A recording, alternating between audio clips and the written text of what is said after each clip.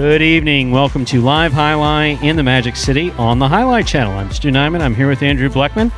And we'd like to welcome you to this Friday afternoon performance. We have 9 games for you beginning at 4 p.m. In addition to fast and fun Jai-Alai action, each of today's games offers win, play, show, quinella, exacta, and trifecta wager. In addition to that, we have 2 pick 3s, a mighty ocho, which is a pick 8 wager, and a high 5. Pick 5 wager that begins in game 3. Correctly pick the winners of games 3, 4, 5, 6, and 7. If you do so correctly and have the only ticket that does so, you will win the high 5 with a $2,000 guarantee. We have no scratches in this afternoon's performance, ladies and gentlemen. Once again, we have no scratches in this afternoon's performance. So with all that in mind, we ask you to make your wagers as early as possible within scheduled post times, then sit back and relax. Post time for game number 1 is just about 6 minutes away. Andrew, how are you? Well, doing well, Stu. Final week of the season, so we got a lot of highlight to get to here in that matinee performance. Do you know what I hold in my hand? What do you hold? Well, it's a phone. That's a phone. Okay. We can see that. And with this phone, I was sent a text message.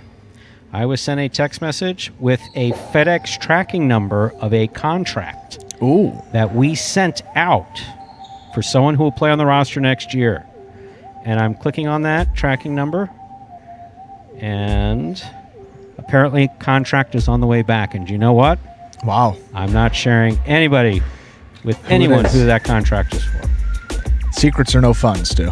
Didn't you learn that? I'll share it with you. You can share it with me? All right. We'll turn off the microphones, and then I'll share who it is with you. But everyone else is going to have to stay tuned in to Magic City when, at the end of the year, we'll probably give a hint on Sunday. Sure. As to, I don't think we'll confirm or deny. Tease a little bit. We may tease a little bit. Good. 2 new faces that will be seen here in Magic City next year. Some folks may know one of these faces. Ooh. And some folks, a different set of folks, might know the other face. Ooh, very interesting there, Stu. Thank you. Once again, another good example of good journalism there. Keep the viewers on the edge of their seat. Tune in Sunday, I guess. We'll find out some of that information there. What highlight for today? We got that race for 3rd place in the championship singles. We're going to get right into that action in these earlier games here. And you got El Barba and Bueno fighting for that 3rd and final bonus money slot there. $5,000 bonus on the line. Bueno still holds a 5-game advantage. Bueno was winless in that matinee. He's got 6 games, didn't get any of those. Unable to finish out any of those, rather. So he's still stuck on 109, but El Barba was in his first game, ended up taking it the second time around. So he's got 1 win this week. Only 5 games separates them now, but we only have 3 performance years left in this abbreviated final week of the season.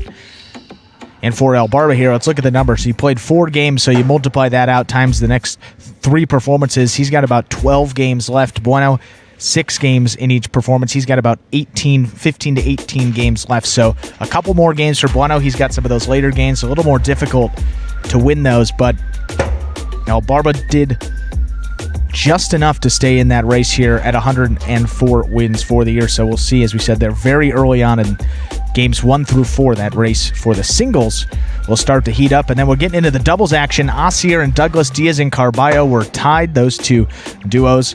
Only ones that could come in the money. Juice and Ron were 4 games behind, but Ron is not playing today or tomorrow, so that team's not going to have enough games to be able to make a comeback.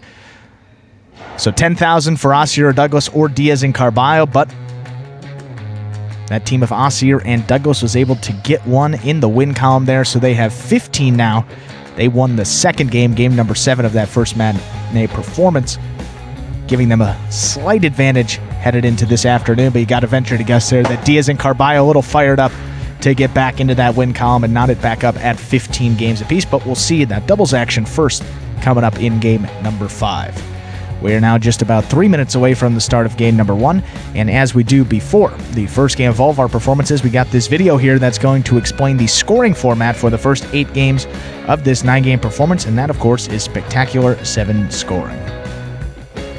Spectacular 7 singles games are played with 8 players. Each player wears a different color jersey numbered 1 through 8 on the front. These numbers are traditionally referred to as post numbers. Post numbers are used to signify the order in which the athletes will play in a game. These numbers are also used for betting purposes. Don't be confused by the numbers on the back of our jerseys. Those are just for fun. Each game begins when the player in the post 1 red jersey serves to the player in the post 2 blue jersey. The served ball must land between the 4 and 7 lines marked on the court's side wall.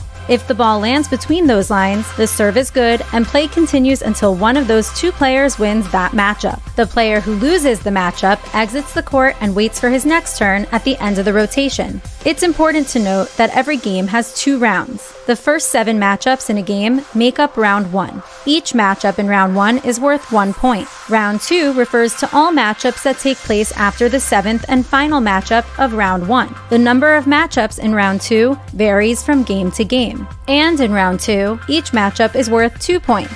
The first player to earn 7 points wins the game. And we're back here now, 2 minutes from game number 1. Second performance of the day. 9 more games for you. And hard to believe we'll already be halfway through the playing week after this performance. So guys who make those last second pushes up the leaderboard will need to do so in a hurry, namely El Barba there. He's got post 4 coming up in game number 1. You got Bueno there post 3. So those 2 guys stacked right there in the 3-4, and then you got that second game, El Barba in the 3. And Ben, certainly probably his biggest threat there in that second game. He'll be in post 1. So El Barba, a couple earlier posts for him to start off. Good opportunity to win these games, and he will need to do just that. As we said, probably about 12 more singles games. Can't say that for sure. Don't know what's going to happen here. If we have any scratches, may have to fill in. But say about 12 more games for El Barba. He's 5 behind in that win column, so he's going to have to win a lot of his games, but he was winning up at around 40% for about a month and a half stretch. He's winning at about 40%, and that's what Douglas has been doing pretty much all season. So any guy that's capable of doing it in those early games, perhaps it is El Barba. He's gotten hot before, could do it again, but you'll see here very early on what's going to happen. And if Bueno can get a couple wins, talking about the other way around, he could certainly seal up that $5,000 for himself. But we'll see how it shakes out here in less than a minute.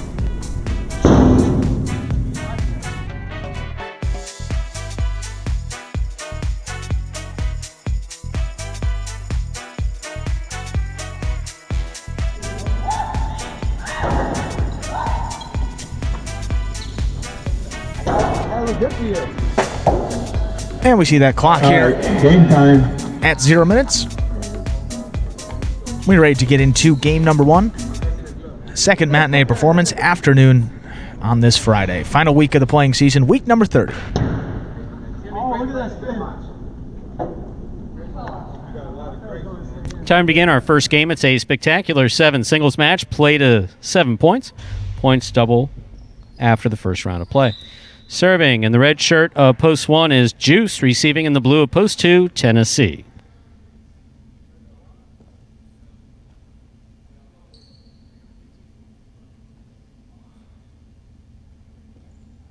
Juice serves. Our first game begins.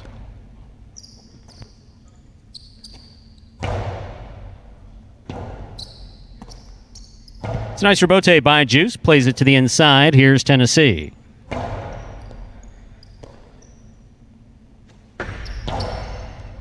Tennessee makes the catch. Looking for a bigger bounce. Picked off on the forehand of Juice. Tennessee makes the catch. Rebote missed. Deep in the backcourt. Point 2. Nice first point of our first game in the afternoon performance. Tennessee gets the points in this matchup. He will now serve to the white shirt of post 3, worn by Bueno.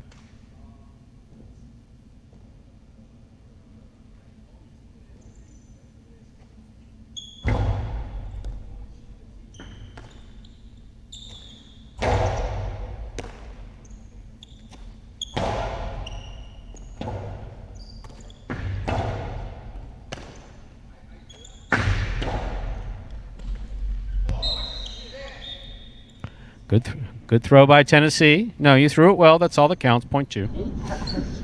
Green shirt at post 4 receives. Shake it off. Get ready to serve. Make sure you don't overserve or underserve. Receiving green shirt at post 4 is El Barba.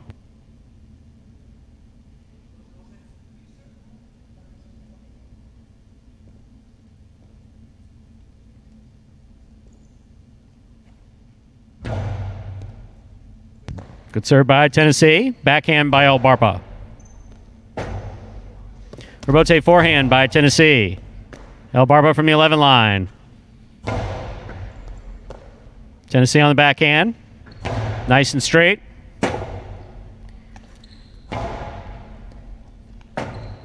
Rebote left side. Saved by Tennessee. Nicely played.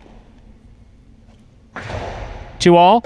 Red by Tennessee. Stopped by Tennessee. Carambola.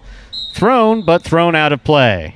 He got there, just messed up the throw. Good effort. Point 4. On the court, ready to receive. The black shirt at post 5, Vuelo. That's what I was trying to, but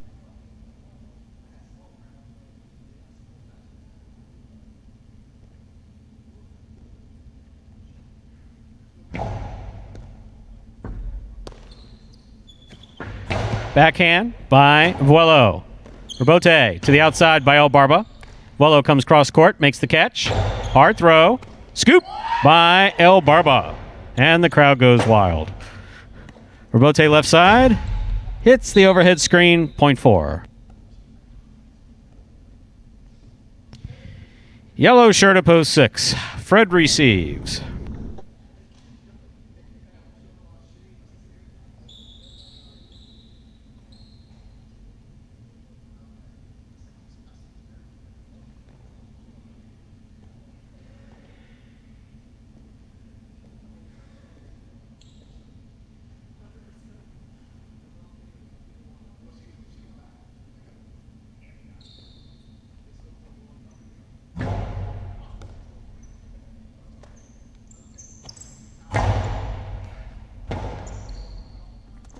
Rebote forehand missed up at the 5 line. Point 6. Fred's on the board with the point. In this matchup, Fred will serve to the pink shirt of post 7 worn by CRB.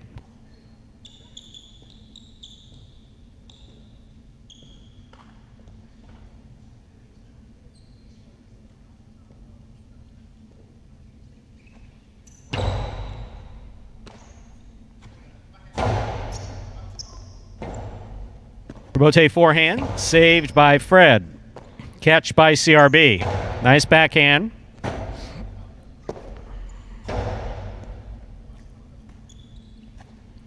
Backhand by CRB, caught by Fred.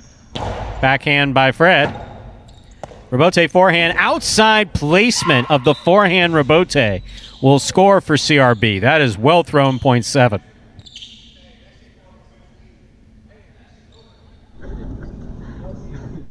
Here now to complete the first round and receive. Purple shirt at post 8, Diaz.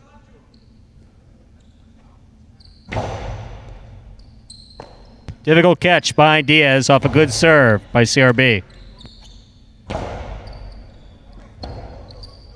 Rebote left side by Diaz. Catch by CRB, almost, point 8. Diaz gets the last point of the first round. All matchups are worth 2 points now through the end of the game. First to return, the red shirt at post 1, Juice.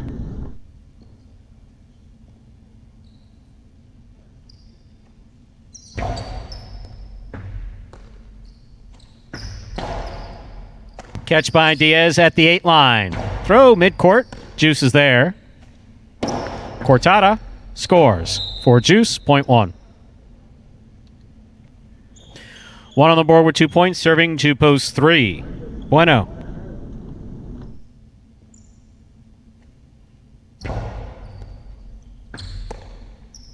Bueno on the backhand. Hard throw. Good catch by Juice. Juice snaps the 2-all. Scooped up by Bueno. Hard throw by Bueno. Catch by Juice.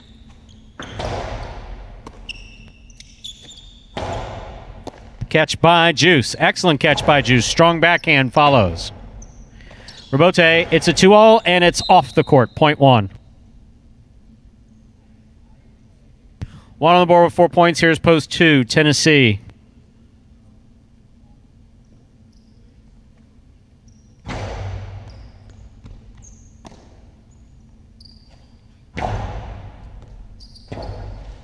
Cabote forehand missed by Juice, point 2.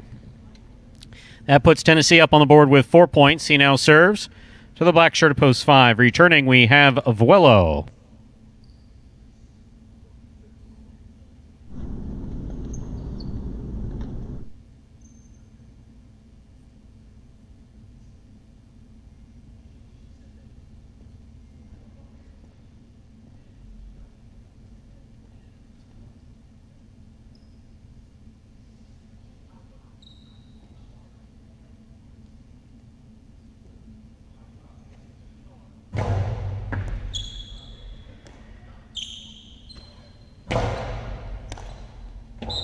Good duck by Vuelo, point 5.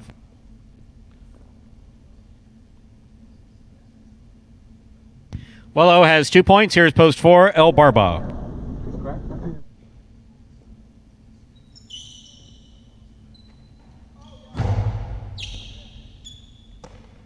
In and out of the cess of the ball goes, point 5. 5 on the board with 4 points. Here's post 6, Fred.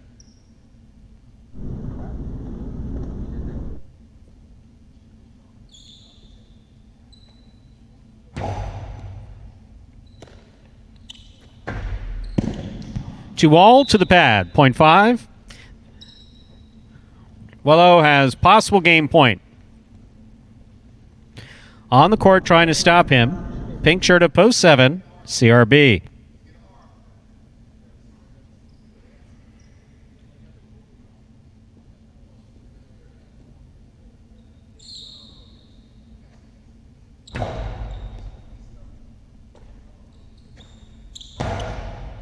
Catch by Vuelo. Powerful backhand. Rotate left side by CRB. Vuelo's there. Good catch. Almost. Point and game, ladies and gentlemen. The black shirt of post 5, Vuelo.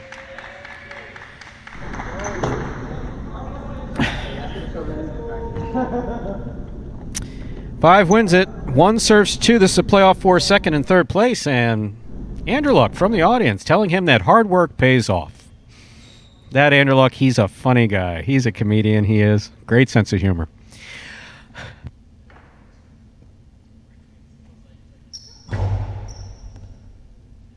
Tennessee makes the catch, almost. Second place finish for post 1. Tennessee comes in third. 5-1-2 unofficial order finish.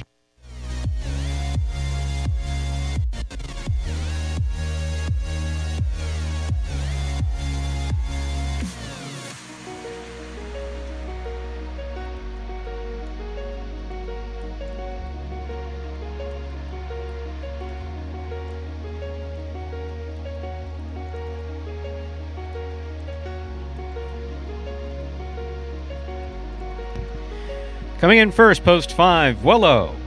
Taking second, post 1, Juice. Coming in third, post 2, Tennessee. 5-1-2 is the official order finish for game number 1.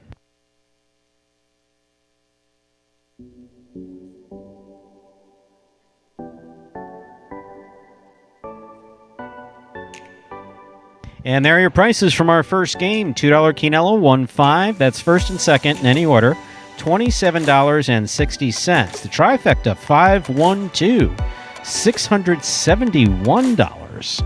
A $2 wager on post 5 to win returns $12.80. Up next, game 2, a spectacular 7 singles match played to 7 points. Points double after the first round of play. There are no scratches in game 2, and post time is now just 7 minutes away. Good luck.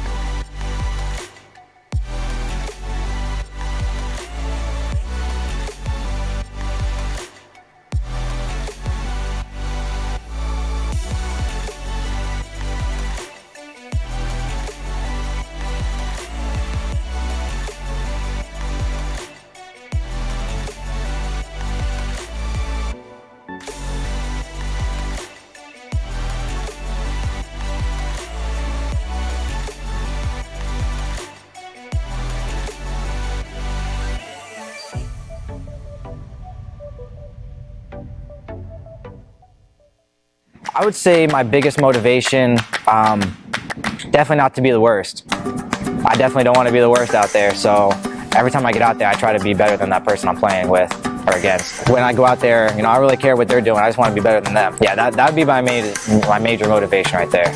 I'd hope to accomplish just to place higher than I did last year or the year before that. Top 5.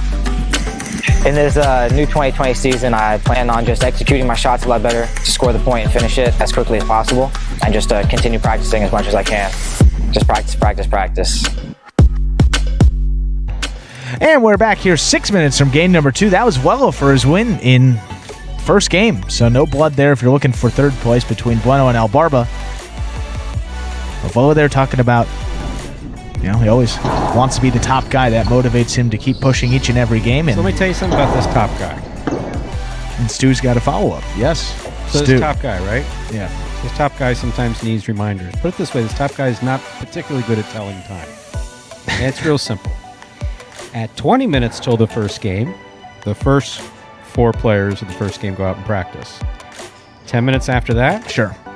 post 5 through 8 go out and practice. Same thing every day. You come in, the entries are usually up for the players to see. They can look at them on their phone a days in advance, but if they look up wanted on the to, board and yeah. see what post position is. So you check the post position, and then you go on about your day. Right. Well, he asked for permission. Oh, speaking about going, going on with your day. Exactly. Yeah. So he asked for permission to use the bathroom, and I was like, "Well, you don't have to ask for permission. Obviously, we're not that strict, but Go ahead. whatever you need. Yeah. But keep an eye on the time." Right. So I walk into the bathroom and I said, "Yo, I thought you were keeping an eye on the time." He said, "I am." I said, "You've missed half of your practice." He said, "No, I haven't." I was like, Oh, dude. I'm in the second practice. I said, I know, there's 5 minutes till post. And then you just hear all this scrambling in the bathroom. And it's like, this is the third year. Blame Year me. 3. I'm the serial bathroom You're like conversation 20 starter. I Yeah. think he's 28. It's like, seriously? Seriously. Well, the good thing is, Stu, he can afford the fine. I don't even think I'm going to give him a fine. It's just like, we're at the end. I don't want there to, it's like, God, just please be here on time. Do what you're supposed to do. I'm just doing quick math. Even with the 25, He'd still get a 75, he still makes more than second place. So, hey, not a bad little payday there. You're really pushing for for this number. fine, aren't you? I'm Wow, I pushing like for it. it. Yeah, me and Roger Oh, no, you Goodell. should Yeah, fine we're him. big into the fine. Oh, yes. No, you should fine him. No. You should be fine. Well, for Vuelo there, important. It was a good win for him. I was looking back at his number. I was going to say, didn't have one last week. Week 28 didn't have a win. Week before that, didn't play yet. Got all the way back to week 26 was the last time Vuelo found the win column there. So gets it done in the final week. On the season, sometimes interesting to look at the overall numbers for these guys. That's Vuelo's 33rd win. So he's 13th place overall. And he's got 38 places, 37 shows. But obviously, a little low on the games played here. Yeah, 333 for a guy that in those early games there. So I tell you. see what Vuelo can do here coming up in 2021. But got that one in the win column to start off this Friday afternoon performance. With now just 3 minutes to go till we get into game number 2 here. For those new Jai-Alai fans that may be joining us for the first time, we got this video here that explains in simpler terms how Jai-Alai is played. The main rule of Jai-Alai is simple. Players must catch and return the ball in one fluid motion. Sounds easy enough, right? So how do you win? You can win a matchup simply if your opponent overserves, underserves, or serves the ball out of bounds. On the flip side, your opponent wins the matchup if the serve is so good that you fail to catch and return the ball to the front wall. If your opponent fails to catch the ball before it bounces twice on the ground, or if your opponent's cesta makes contact with the ball but doesn't catch it, then, in both of those cases, you win the matchup. You can also win a matchup if the ball bounces around in your opponent's cesta during an attempted catch. This is called juggling, and it's illegal in Jai-Alai. Another way to win a matchup is if your opponent throws the ball and it lands out of bounds on its return from the wall. The overall game strategy for a Jai-Alai player is to make it difficult for an opponent to reach the ball in time or to execute a rebuttal play. And we're less than a minute away from game number 2 here. He got a solo El Barba game, so he's got no Bueno to deal with in this second game. Post 3, one that really got to think he has to win. if he wants to stay in this race, perhaps taking home an extra $5,000 at the end of the season there. As we said, 104 wins for El Barba this year, 109 for Bueno. 5 games separating those two after hundreds and hundreds of games played. Pretty remarkable. Yeah, right around 700 for El Barba and a little over 800 there for Bueno. So a little more games played for Bueno, a little stiffer competition for Bueno there as well, but El Barba's made a late charge, made it pretty interesting. But running out of opportunities here, this abbreviated week, El Barba with 4 games in that first performance, and he's scheduled to play 4 in every performance there, so probably not going to play less. Could have as few as 12 games, maybe a couple more if scratches present themselves that way, and no Bueno in here. Got to get it done. We'll see how the action goes. Stu, game number 2. Time to begin Game 2. It's a spectacular 7 singles match. It's played at 7 points. Points double after the first round of play. Serving in the red shirt at post 1 is Ben. Receiving in the blue at post 2 is Juice.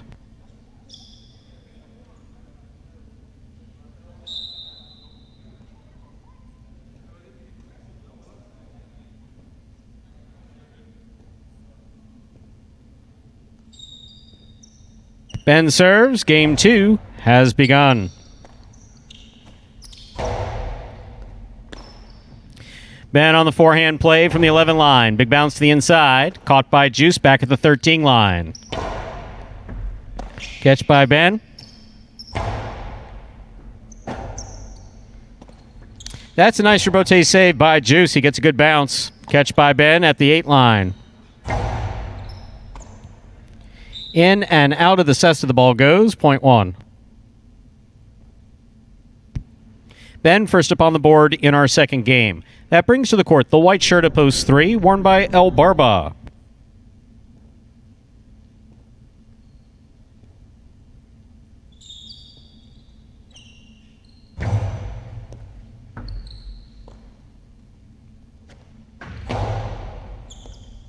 Good catch by Ben at the 11 line. Picada, big bounce. Straight up, brought down by El Barba. Catch by Ben at the 9 line. Forehand to the inside on the wall. Good pickoff by El Barba. That backhand clears the overhead screen. Rebote 2-all into the pad as attempted by Ben. Point 3.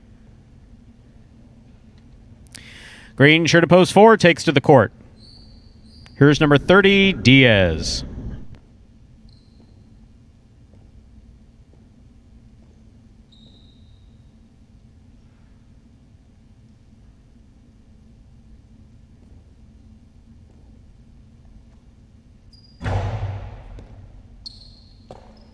Diaz from the left side to the inside. Nice pickup by El Barba. Scoop by Diaz. 2-all by Diaz. El Barba on the run. That was a great throw by Diaz. Point 4. The scoop and 2-all combo. Not easy and well executed there by Diaz. That'll bring to the court the black shirt at post 5. Cool Fitness.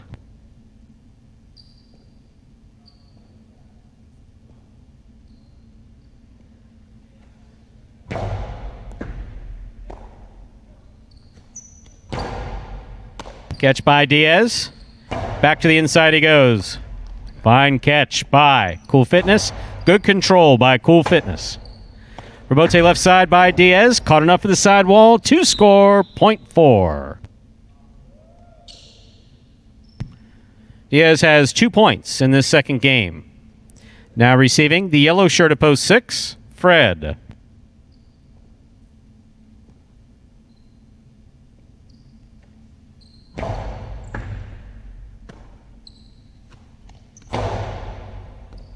Diaz, good pickup on the forehand.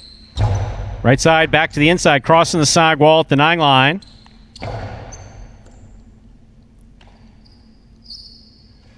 Diaz, nice throw, high to the front wall from deep in the backcourt. Fred on the rebote, gonna take a big bounce. Oh, cross the sidewall and will score. Point 6.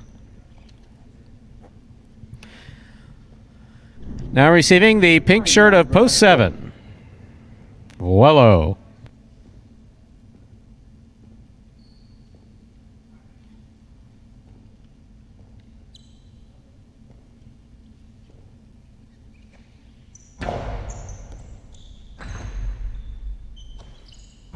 Strong backhand by Vuelo, goes wall to wall.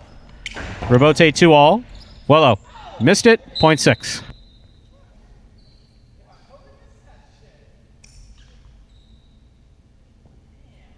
Here now to complete the first round and receive the purple shirt of post 8, CRB.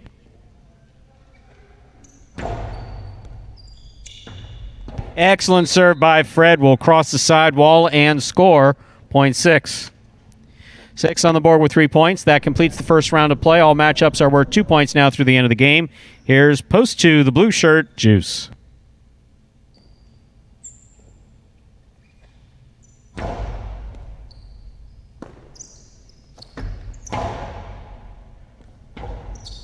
Rebote left side by Fred. Juice low and hard to the inside. Fred is there. Catch by Juice. Powerful backhand. Rebote forehand is up. Cleared the overhead screen. Stays in play. Juice. Karam. Fred gets there. Stops it. Returns it. That will score. Point 6. Straight points to a possible game point for the yellow shirt of post 6, Fred. Trying to stop him, post 1, Ben.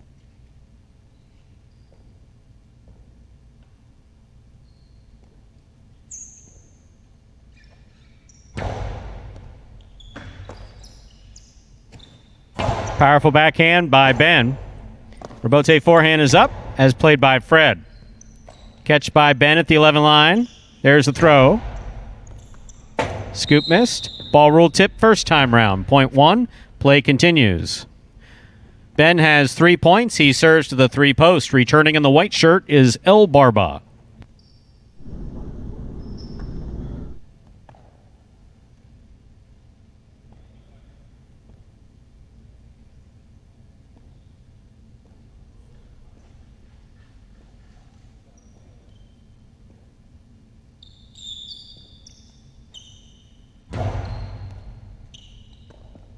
Ball missed off the serve, point 1.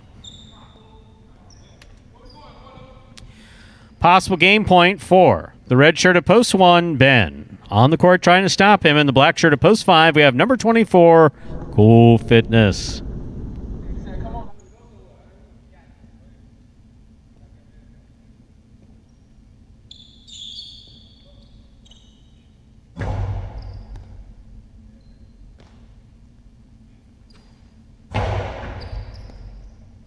Catch by Ben at the 12 line. Hard throw from the forehand. Cool Fitness for the rebote. Rebote to the inside. Beautifully played by Cool Fitness, and it scores, point 5. Cool Fitness on the board with 2 points. Here is post 4, Diaz.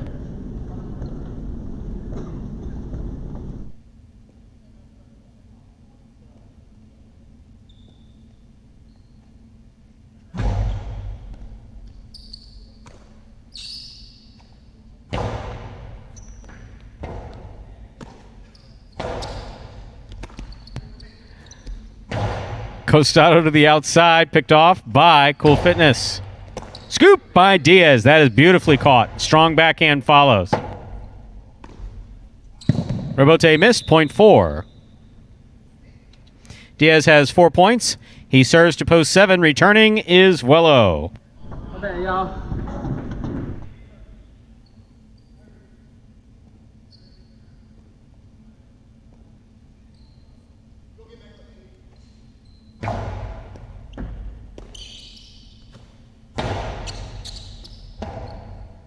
Tough rebote save from the forehand of Diaz. Beautifully played.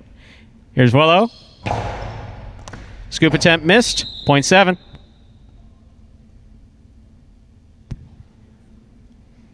Vuelo has 2 points. He serves to post 8. Returning in the purple shirt is CRB.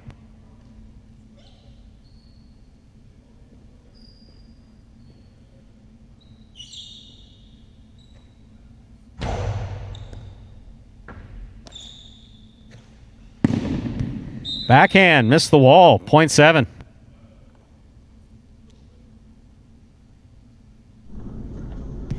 Vuelo has 4 points. He serves to post 2. In this matchup, we have Vuelo serving to Juice.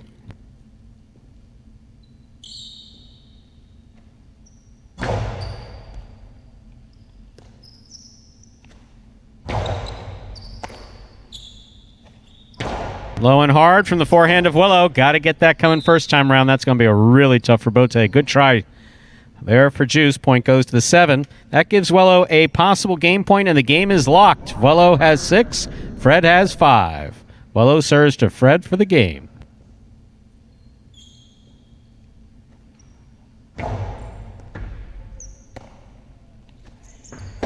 Low and hard to the inside. Will score for Fred. Point and game to post 6. 7 comes in second. 1 comes in third. 6, 7, 1. Unofficial order of finish for game 2.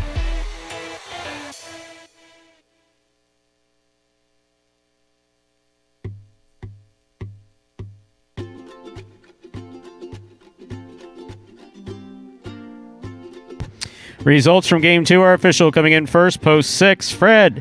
Taking second, post 7, Vuelo. Coming in third, post 1, Ben.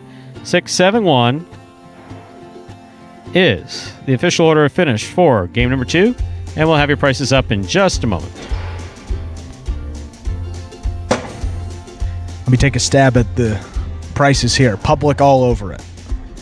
6, 7 in and of itself there. Pretty ridiculous combination. And then the guys that came in there, probably a lot of consolations up on that board.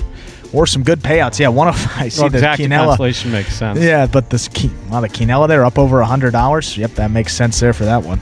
$2 wagered on 6 to win returns $20.80. $2 Quinella 6-7. That's first and second in any order, $105.60. The trifecta 6-7-1, 50-cent price, $378.90. Up next, Game 3, a spectacular 7. Singles match played to 7 points, with all points doubling after the first round of play. Game 3 also begins the High 5 jackpot for this performance. Today's High 5 had over $1,700 going into it. As you know, that High 5 is guaranteed at $2,000. So, based on what's wagered into the High 5, we could be well over $2,000 in this performance. But if not, and even if it does, the High 5 will be forced out in a mandatory purging of the jackpot on Sunday. Mandatory purging. Yeah. I like that. Everything Actually, must go. There is a. It doesn't usually refer to jackpots. I believe that for those of you who pay very close attention to pari-mutuels, which I hope you don't, but if you do, when you purge the outbooks, there's a term there. Oh, when the state comes in and wants their outs. Yeah, state's a big fan. If you take a winning ticket and you throw it on the ground and say, "Oh heck, I'm going home," and it sits there and it gets swept up, it stays in the computer system. It's called an out. And the track, that's us, is responsible for maintaining an outs book. We've talked to, I remember we've gone over the outs book. That's something that...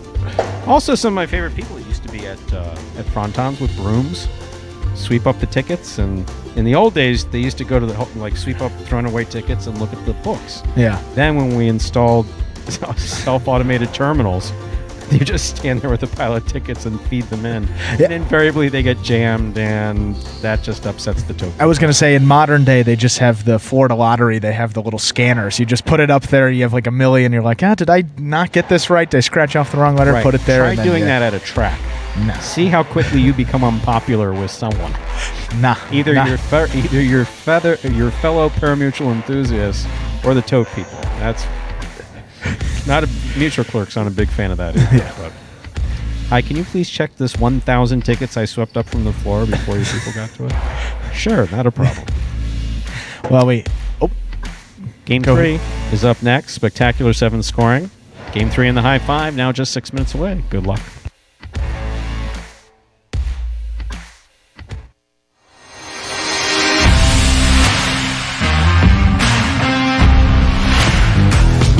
Congratulations to this week's Fantasy Highlight winner, Jossa and Lassa Hartford Fronton. This team ran away with the victory at an impressive total of 151 points with the roster of singles players El Barba, Jedin, and Ikeda, and doubles pairing CRB and Ben. Jedin helped guide this team to victory following up his standout performance from last week with an even better display in Week 29, where he was shining from start to finish. The former Kane and Super Bowl champ filled up the stat sheet in the early games, finishing with a roster-leading mark of 9 wins, plus 2 places and 2 shows for a total of 55 fantasy points. At $6, Jedin scored the most points on the roster and ended the week with the second most in the money finishes with a total of 13. Having not splurged on either of the, quote, big guns, this week's winner still had enough budget remaining to pick up another slightly pricey and highly valuable player, El Barba. The Beard responded with a tremendous rebound performance, reverting back to his controlled style of play to end with 5 victories, 8 places, and 1 show of his own for a total output of 51 fantasy points. Number 77 was worth every penny of his $7 price tag. He finished Week 29 as the second highest scorer behind only Jedin, and the most in the money finishes on the roster with a total of 14. He even outscored all 3 of the higher priced Pelotaris, Douglas, Ronron, and Bueno. With just $8 left, the winning team decided to spend a majority of its remaining budget on a singles player, selecting Ikeda at $6. This decision proved to be a difference maker, with number 23 bringing an unmatched intensity and level of focus to those late games in one of his best all-around weeks since early in the season. In the end, Ikeda captured 2 wins, 6 places, 3 shows, and 1 quad for a solid 35 fantasy point performance. And as if the single selections weren't good enough, the winning entry topped off its lineup with one of the cheapest doubles pairings, whose value far exceeded its price tag, CRB and Ben. At $2, the former college football teammates actually put together a comparatively impressive stat line with 1 win, 1 place, and 1 show in all of their appearances throughout the week. With 10 total fantasy points, CRB and Ben finished as the 4th highest scoring duo, and perhaps more impressively, surpassed the totals of Asier and Douglas at $6 and Juice and Ronron at $5, the 2 highest priced pairings for the week. Jossa and Lassa Hartford Fronton will receive a Magic City Jai-Alai hat in addition to the full $150 cash prize. It's important to note that cash prizes will remain unlocked for the duration of this season and next season too. That's right, Fantasy Jai-Alai will return for the 2021 season of Magic City Jai-Alai. You can find more details regarding the Fantasy League on the Instagram page at Jai-Alai Channel or at fantasyjai-alai.com. And congratulations again to solo Fantasy Jai-Alai winner from last week. Full $150 cash prize headed your way there. In addition to a Magic City Jai-Alai hat, I believe was a prize there. Week number 29 here. We're in the final week in Fantasy Jai-Alai. If you're playing along there, stats were updated after that first matinee performance there. See where you stand with just 3 performances to go. Abbreviated week here, as we said there. Just 3 more performances. And obviously no Ron for singles play. No team of Juice and Ron there for doubles. They are out at least the first 2 days. Ron said perhaps going to be back here on Sunday. He's leaving California at 11:30 p.m. So that's 11, 12, 1, 2. So that's 2:30 a.m. our time. And what's the flight number for those that want to check? We'd like to greet him at the airport. We love you, Ron. Yeah. Meanwhile, well, as we're folks sitting that here want to chatting bet. so enjoyably, look up at that high five. 1,300. So that's in addition to the 1,700 that was already in there, 17 and change. So put about 600 extra into that.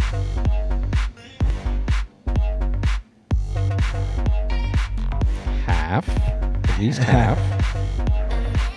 Well, no, it's that minus 20% is the right. Yeah. So commission. So we'll be looking, as you said, they're well up over that $2,000. But even if it's not hit, everything's got to go in the next over $3,000, approaching $4,000 right now in that high five. So you could take it home today, and even if you do it today, guess what? We still have to give out $2,000 on Sunday. So we could conceivably give out whatever's up over this pool, over $2,000 tomorrow. Still, have you seen the Volkswagen commercial for, the Volkswagen commercial with the guy who spends too much money? His accountant follows him to Las Vegas, and he's all freaked out. Have you seen that commercial? It's a very funny commercial. I see that The account recent one, yeah. like Scott's accountants here. Like, no, not another high five. No, a high five. No, we can't. Because remember, the high five, it was a $5,000 guarantee when we first. That was that's yeah. And then it got hit like 5 times in a row, and it's like, all right, we may need to pump the brakes here a little. That's the only time I've seen him change anything, though. Yeah, that is the only time, and that was pretty ridiculous at a point. I mean, it was almost every performance. I remember Paulie was sitting back here too, and we just look up, and it's like we know what's going to happen. Like, why do we even look? And then sure enough, it was. But there is a sweet spot for it. They're with these jackpot wagers, depending upon the track, what people are interested in, the type of product that you have. There is a sweet spot where you can get the thing to self-fund, or at least self-fund most of the time. Yep. We'll see if anyone could take home all that cash in the high five today. We have 0 minutes till that third game, so let's begin. Time to begin our third game. It's a spectacular 7 singles match. Played to 7 points. Points double after the first round of play. Game 3 also begins. The high five for this 4 p.m. performance. Over $3,000 in that high five. Again, if not hit today or tomorrow, will be forced out. And then, of course, will be forced out even if it is hit or day or tomorrow.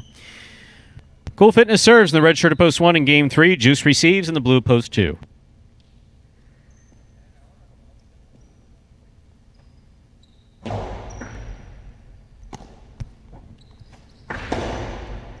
Catch by Cool Fitness. There's the backhand. Bote forehand by Juice. Up to the front wall. Cool Fitness makes the catch at the 8 line, but dropped it. Point 2.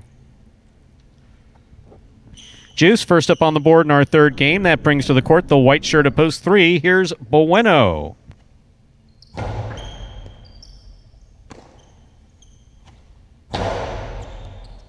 Juice on the forehand at the 10 line. Long carom opens up and scores. Point 2.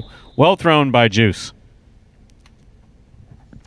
2 serves for the green shirt at post 4. Now receiving, we have Diaz.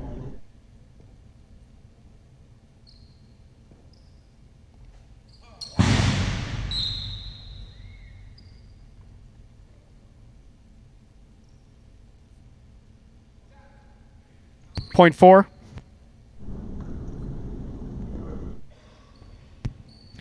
And our next matchup, Diaz serves the black shirt at post 5, worn by El Barba.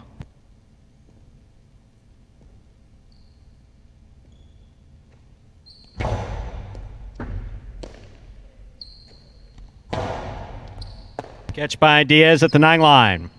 There's the backhand, plays it to pass. Out to the rebote it goes. Rebote hooked to the lower pad. Point 4. Diaz has 2 points as he serves to the yellow shirt at post 6, worn by Jedden.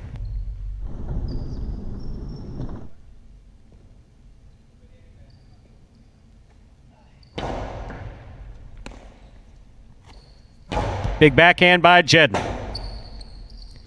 Nice rebote turn by Diaz, catch by Jedden. Rebote forehand, gets it up, sends it forward. Here's Jedden from the 7 line. Scoop attempt missed. Rebote not there. Point 6.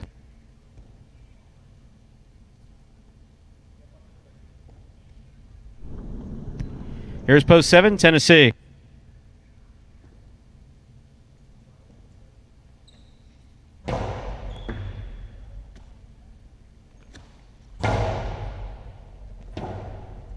Rebote left side by Jedden. Catch by Tennessee.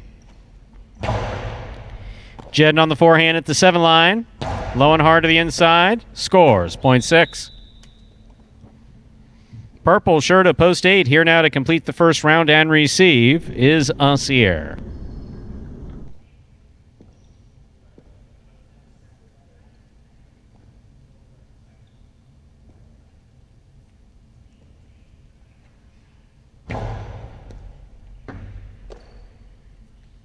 Backhand by Acier. Rebote forehand by Jedden. Catch by Acier.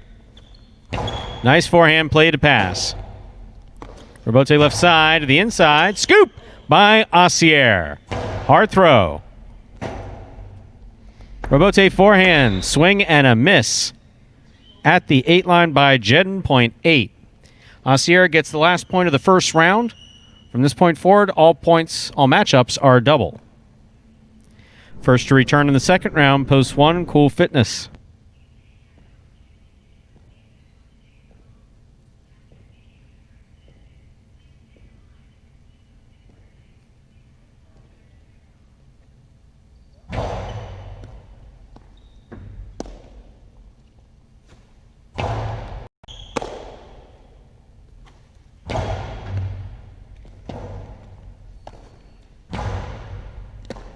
Catch by Asier. There's the backhand. Robote left side. It's a 2-all. Asier moves forward, makes the catch on the forehand. Soft touch on the right side, connects with the side wall, and scores point 8. 8 on the board with 3 points in our next matchup. Asier will serve to the returning 3-post. In the white shirt, we have Bueno.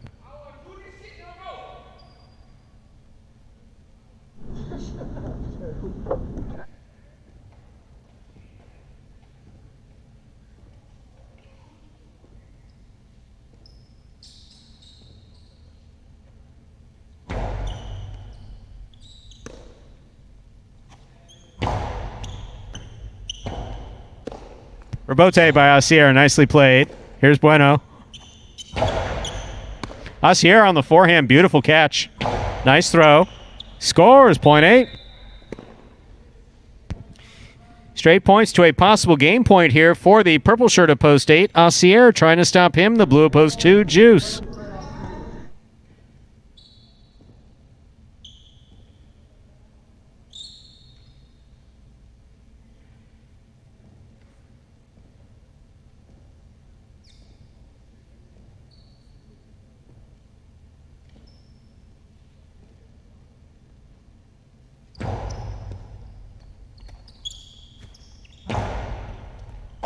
Good catch by Asier on the forehand. Hard forehand.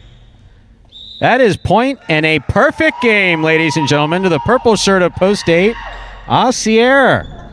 Very nice. 4, 6, and 2. Who needs an audience? We don't need an audience. We have players who are playing other games. Listen to them. It's nice to hear them shouting for a teammate. 4, 6, and 2, playing off for second and third place. Here's a serve by Diaz. Jedden's there. Diaz with a tip ball, point 6. Possible place point for post 6, Jedden. Here's post 2, the blue shirt, Juice.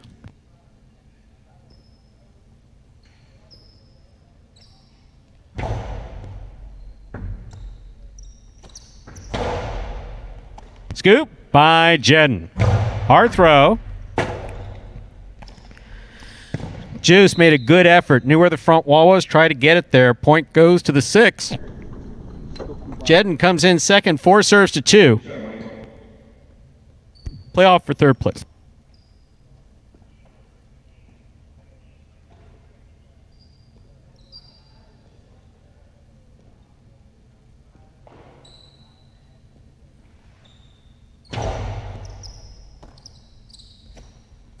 Nice backhand throw by Juice. Forehand rebote by Diaz. Juice is there. Diaz moving to the ball perfectly. Good catch. Nice throw. 3-wall play. Juice. 2-wall rebote will score. Point and a third place finish for post 2, Juice. Unofficial order finish 8-6-2.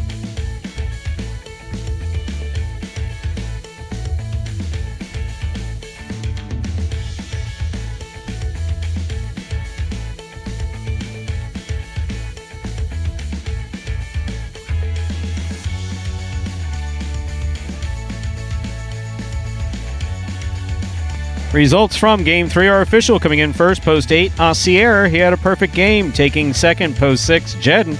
Coming in third, post 2, Juice. 8-6-2 is the official order of finish for game number 3.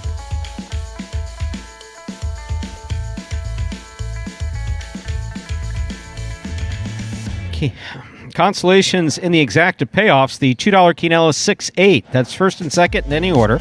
$73.40 and another 50-cent try showing, $862-662.60. $2 wager on 8 to win, $19.20. Up next, ladies and gentlemen, game number 4. It's a spectacular 7 singles match. Play to 7 points. Points will double after the first round of play. Game 4 begins the early pick 3. To play the pick 3, you correctly pick the winners of games 4, 5, and 6. Post time for game number 4 is now just 6 minutes away. Good luck.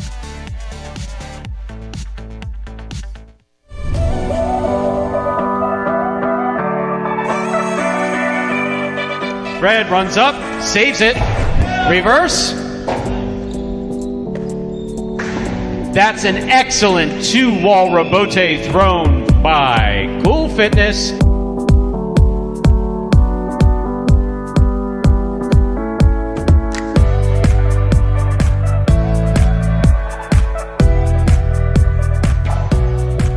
Diaz with the catch. Another 2-wall scores for the win.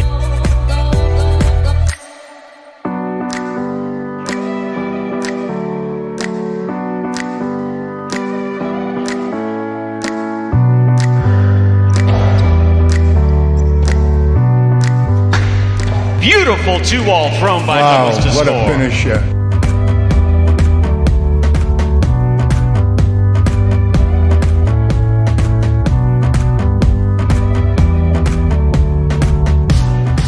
Rebote thrown by Ben. Carballo's there, winds up another one. Costado 2-wall's gonna score.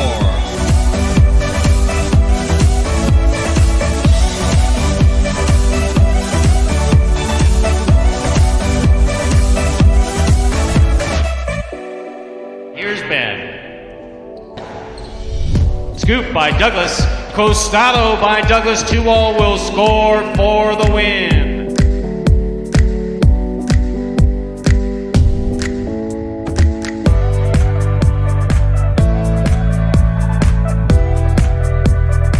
Snatched up Carballo. Played outside. That one hits Ben. That one will hit. Wow. And score.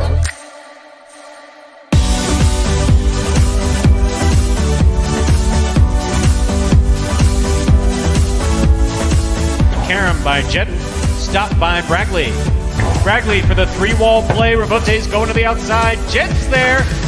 Returns a 2-wall to score.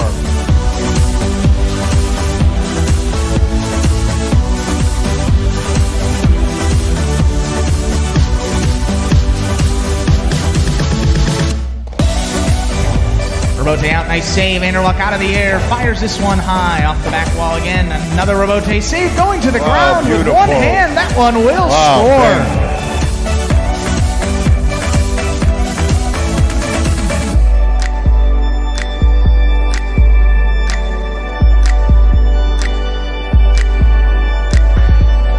Soft 2-wall. Fitness read it, caught it, returned it. 3-wall play coming way out. Juice is there. Wow. Juice got a 2-wall rebote that scored. Oh, man. Wow.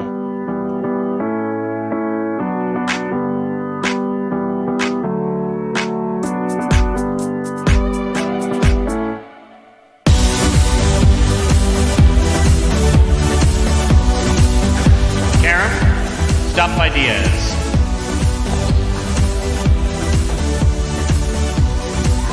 On the fly, he threw a 2-wall rebote. Unbelievable. Wow.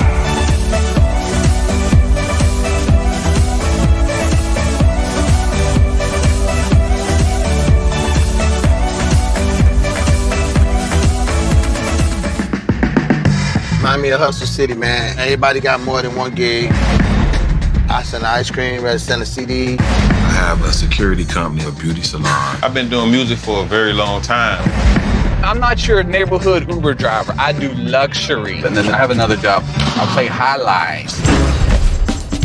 were looking to transition from dog racing to highlight. I went to the university and said, listen, I have this crazy idea. Do you think we could send something out to all the ex-athletes for the last 20 years and say, we're looking to hire and train highlight players? They paying us, man, and we can win big money. Let me see what this is all about. That's what you gotta do. Get some money. The players taking the court are all athletes you may recognize. Baseball, football, track and field. If you're going to come into this sport, you got to be dedicated. You're going to be a piece of cake. We knew going in, they're not going to be great the first day. It'll be like the Jamaicans with the bobsled team. Game time now, man.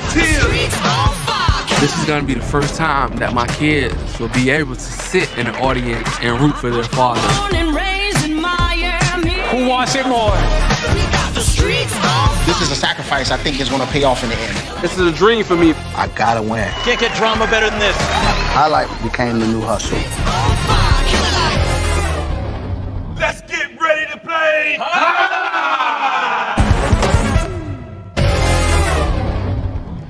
And folks, you saw the top 10 two-walls and that trailer for the award-winning documentary Magic City Hustle.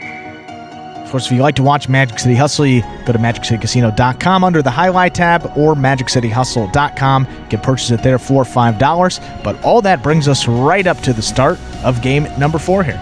This is game 4 and the start of the early pick 3. Serving in the red shirt of post 1 is El Barba. Receiving in the blue of post 2, Ben.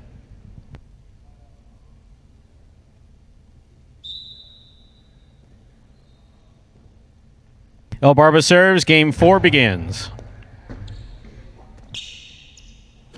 Powerful, powerful backhand by Ben. El Barba got to that rebote. Good hustle. Here's Ben. Point 1. I'll bring to the court the white shirt of post 3, Bueno.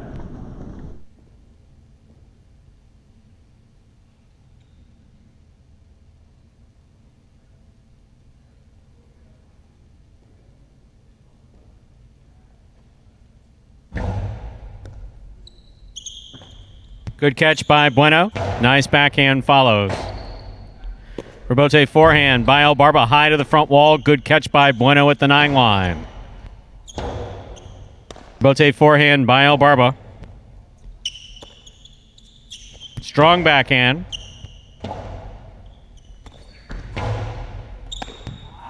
Point 1. Green shirt to post 4. Bragley receives.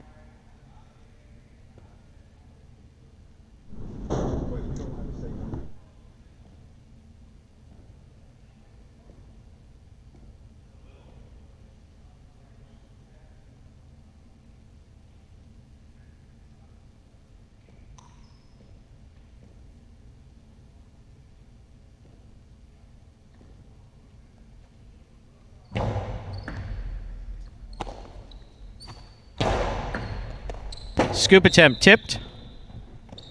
Point 4.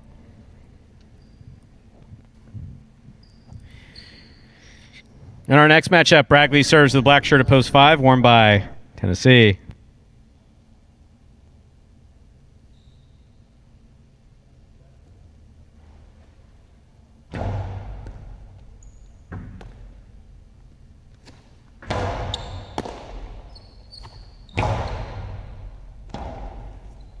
Rebote forehand, saved by Tennessee. Here's Bragley.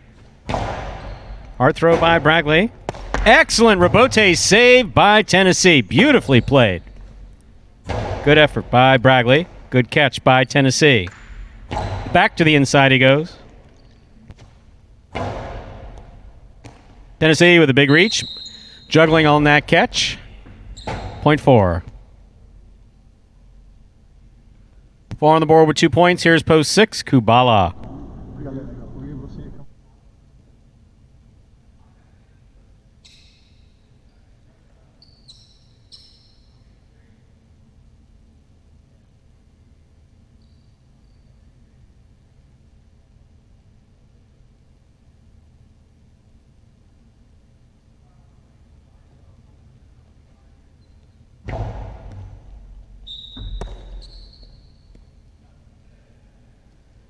Point 6.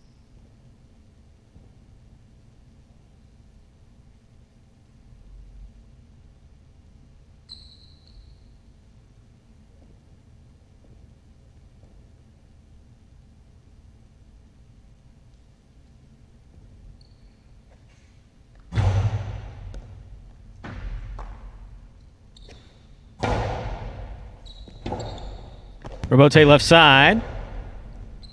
Ball missed by Jedden, point 4. Possible game point for Bragley in the green shirt at post 4, trying to stop him, post 6. Kubala.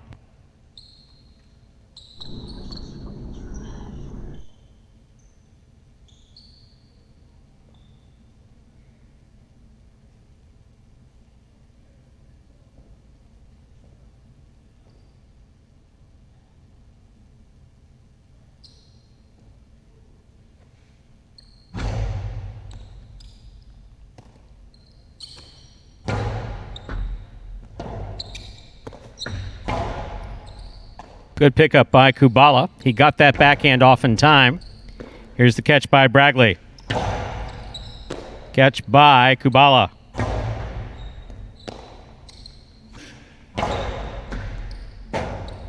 Robote save by Kubala.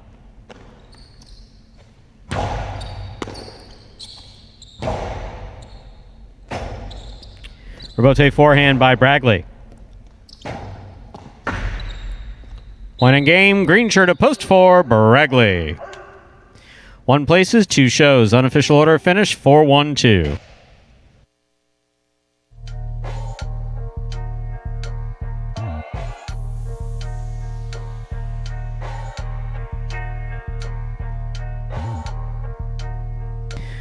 Results from Game 4 are official. Coming in first, post 4, Bragley. Taking second, post 1, Barba. Coming in third, post 2, Ben. 4-1-2 official order finish, and we'll have your prices up in a moment. Interesting chat going on there in the live chat on YouTube.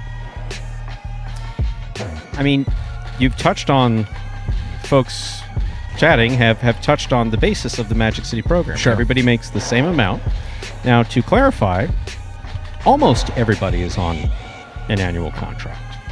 Sometimes we have special circumstances that have certain requirements for certain players, but the base pay is all based on the same amount. Right. And then the majority of prize money is win, place, and show. So you're going to make a passable living, plus you're going to have your health care taken care of, 401k, et cetera, et cetera, et cetera.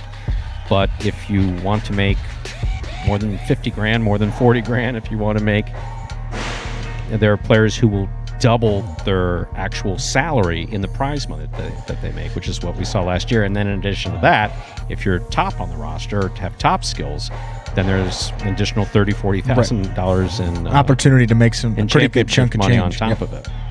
But to go too far below the base of where we're at, with players who are just training, who were in training and then scheduled to play, I don't think would be reasonable. Yeah, I was going to say years down the line perhaps, but at this juncture of the program with guys that have only been 2 years is the minimum. No, and the minimum that with the union used to be, and obviously we're, this is going back years, but was $1,800. So you had players that made between $1,800 and $6,000 a month in base salary. Here, everybody's on the same. So you earn it out there on the court. Absolutely, all the money's out on the court. That's the way we do it.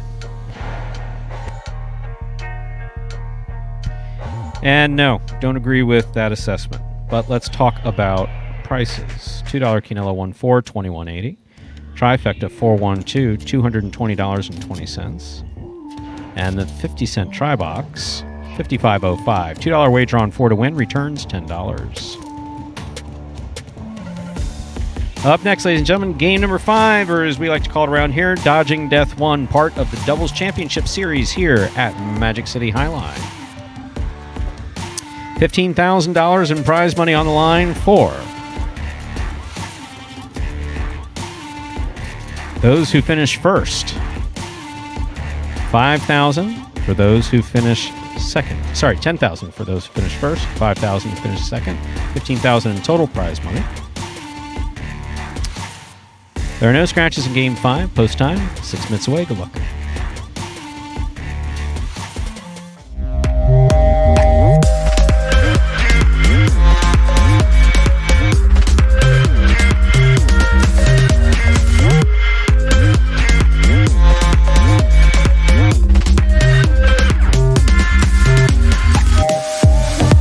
Welcome to the penultimate episode of the 2020 Magic City Jai-Alai Robote Recap. As we enter the final week of the 2020 Magic City Jai-Alai season, the Magic City players have just one last opportunity to earn some crucial victories as the clock winds down. Let's begin in the singles championship race, where Douglas has guaranteed his back-to-back singles title to end the second year of his professional Jai-Alai career. The Wonder Boy has been nothing short of phenomenal in his second season at Magic City, ending week 29 with 3 wins, 5 places, and 1 show in only 13 appearances. Number 13 enters this final week with 173 singles wins for the season, a staggering 22 games ahead of the next closest competitor, Ron. The Pelotari from the Philippines has given Douglas a run for his money, but ultimately it looks like Ron will be finishing the race in second place. Still, number 12 had a pretty solid showing of his own in week 29, adding 4 more wins to go along with 3 places and 4 shows to his already impressive 2020 stat line. Ron's total going into this final week of the season is 151 wins, which gives him a comfortable 42 game advantage over third place. And that $5,000 third place prize continues to hang in the balance as we enter the final week of this 2020 season. Bueno began last week 8 games ahead of El Barba. Early in the week, it looked like Bueno might run away with third, but as week 29 came to a close, Bueno captured only 3 wins to El Barba's 5. This now means that there are just 6 wins separating these 2 contenders from third place in the singles championship standings. After nearly 700 singles appearances each, it all comes down to this: will El Barba complete the resounding comeback, or will the South Florida legacy fend off his relentless opponent and continue paving his own way in this great sport?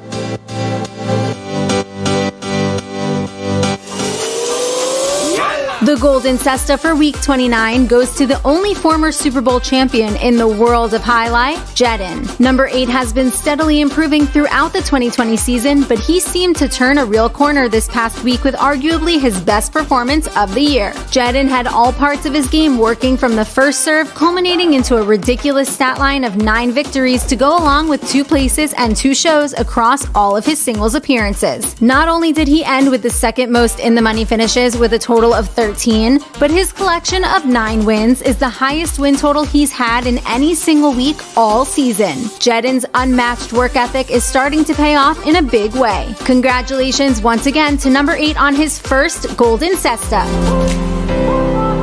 Moving on to the Doubles Championship Series, with this second doubles tournament giving us 3 teams squarely in contention for the $15,000 first place bonus. But first, we'd like to give an honorable mention to the team of Cool Fitness and Ikeda. We'd be remiss if we failed to point out the absolutely spectacular performance from this pairing, who methodically outlasted the competition in week 29 with their best showing of the tournament so far. By the end of week 29, this duo collected 4 places and an additional 3 wins, giving them 8 total wins for the tournament. They exited week 29 ranking first in total wins and collective in the money finishes. Asier and Douglas entered week 29 with a 3-game advantage over the next closest duo, but saw that lead quickly evaporate after their worst showing of the tournament. The favorites were unable to find that all-important win column for the first time in any week. In 10 games, they finished with just 1 place and 1 show, and their total of 2 in the money finishes tied for the lowest weekly output of all the pairings. Asier and Douglas still remain at a total of 14 wins for this tournament. Carballo and Diaz got off to a great start, securing victories in 3 of their first 4 appearances, but unfortunately, that's all she wrote. They now also enter this final week at a total of 14 wins. And let's not forget about Juice and Ron as they enter this final week with a fighting chance at a total of 10 wins. This pairing has proven capable of rattling off countless wins in a hurry, and they will need to do just that if they're going to overcome that 4-game deficit and take home the first place prize. As Magic City enters its final week of the 2020 season, the stage is set to see who will ultimately capture doubles glory. Will Douglas get back on track to claim his 3rd consecutive doubles title with Asier by his side, or will it be Carballo and Diaz who walk away victorious?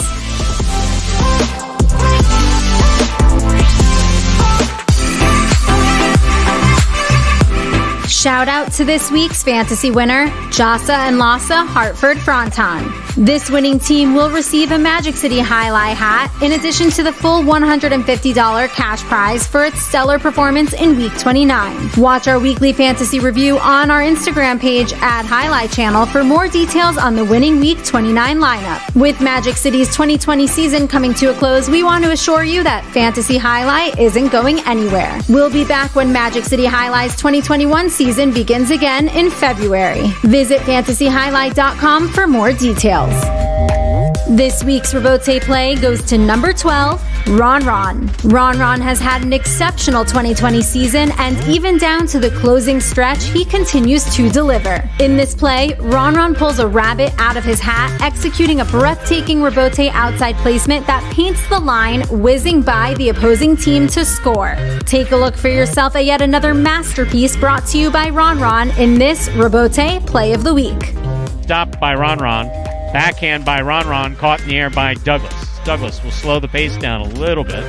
Robote comes to the forehand of Ron Ron. Outside placement of the forehand. Robote scores.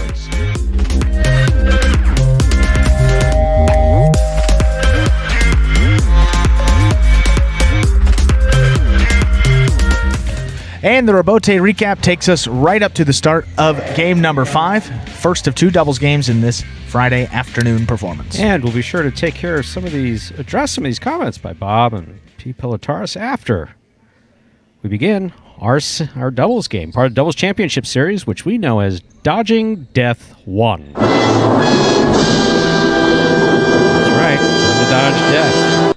Spectacular 7 doubles match. Play to 7 points. Points double after the first round of play. Cool Fitness is serving. The blue opposed 2 receives. Anderluck and Vuelo.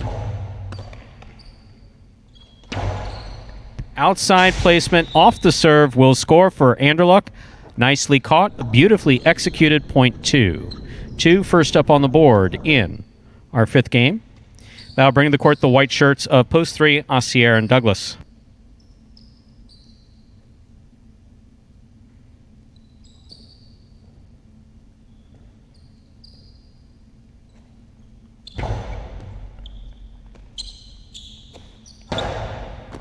Excellent catch by Anderluck. Wow. Assier made a great catch. Fires it back. It scores. Nice pickup by Assier. Beautifully done. Point 3.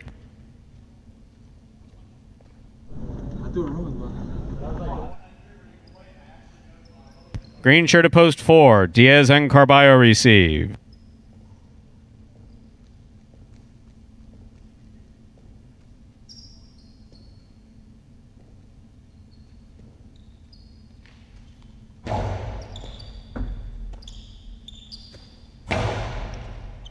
Catch by Douglas at the 13 line. Low and hard to the inside. Gets by Carballo. He got the Robote and then threw it off the court.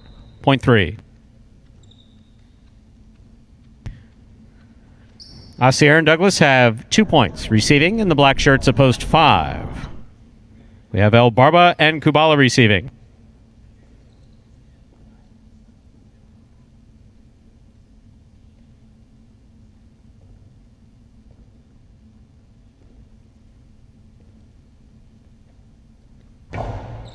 Barba's got the serve. Sends it back hard.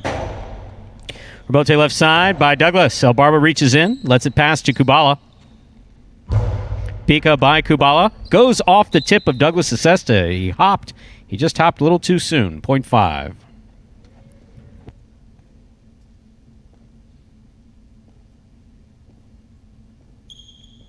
Yellow shirts of post 6 receive. Here's Bueno in Tennessee.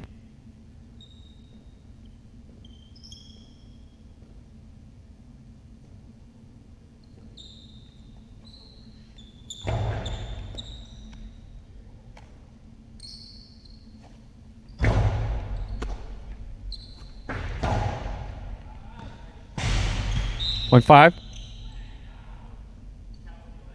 Here are the pink shirts of post 7, CRB and Ben. Just noticed I thought we were 8.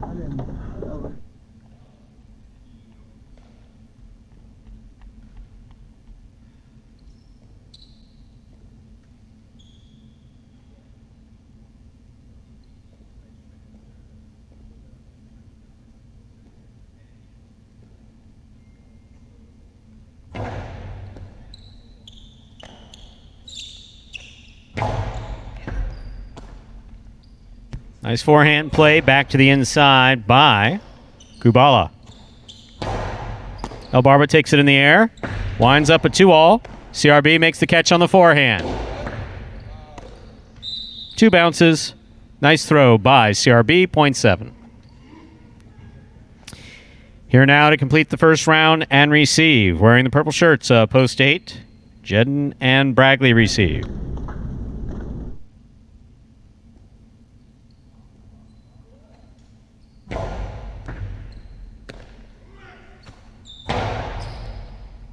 Nice Pika off a hard-thrown ball by Bragley.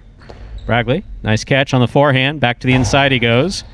Ben's got an eye on it, stops it overhead. Nice catch. There's the forehand throw. Scoop high on the forehand. Everybody ducks. Get out of the way. Everybody's safe. Here's the backhand by Ben. Ball, wow. He ducked both ways. Bragley ducked both ways. He didn't get hit front or back. Very good. Rule number 1, don't get hit. 0.7. Red shirts, a post 1, Cool Fitness and EK to receive.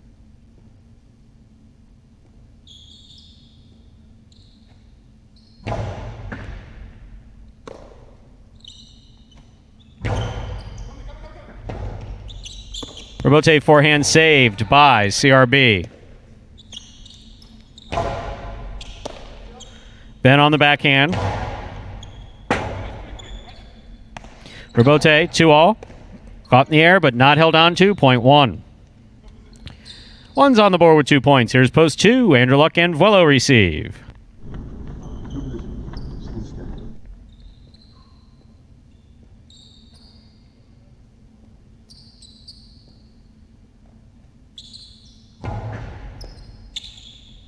Vuelo keeping an eye on the ball.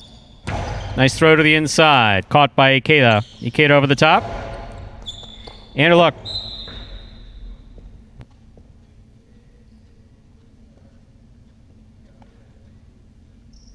Point 1.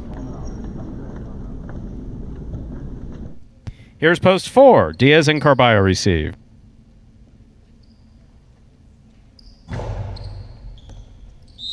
Over serve. Point 4. 4 on the board with 2 points, serving the returning 3 team. Osier's on the front court. Douglas receives in the back.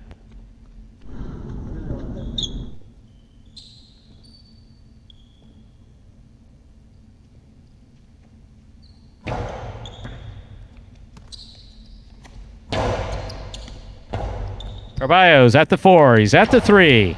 Goes outside with it. Douglas is there. Outside placement. Outside the court. Point 4.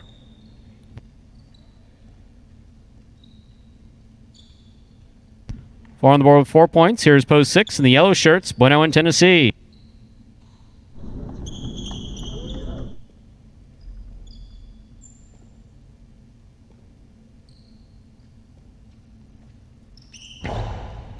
Bueno picks the serve. Placement to the inside. Goes to the side wall. Carballo makes a good catch. Bueno saves the rebote. It's a 2-all. Big bounce goes up. Brought down by Carballo. Carballo rifles it. Ball ruled to have been tipped in the backcourt. Point 4. 4 on the board with 6 points. Here's post 5. Elbarba and Kubala.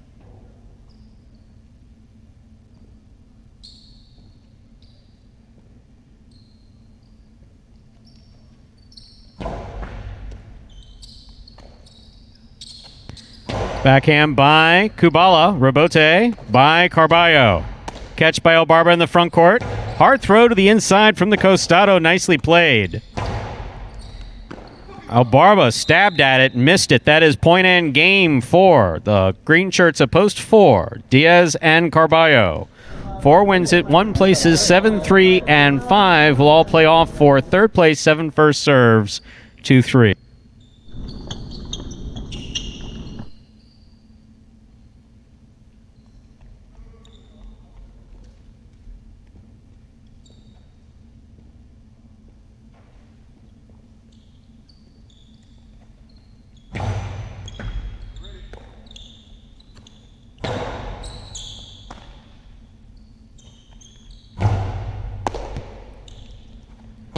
Hard throw by Osier. Good catch by Ben.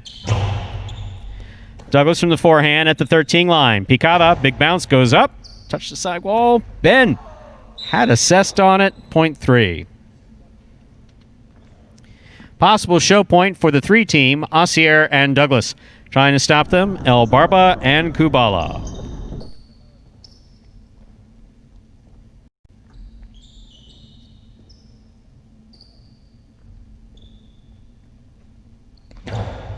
El Barba went for it, knocked it down. Point and a third-place finish for post 3. Osier and Douglas. 4-1-3, unofficial order finish for game number 5.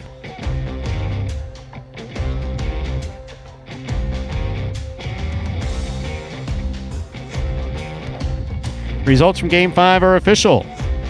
Dodging Death 1 is in the books. And it's a tie again for first place. Go figure.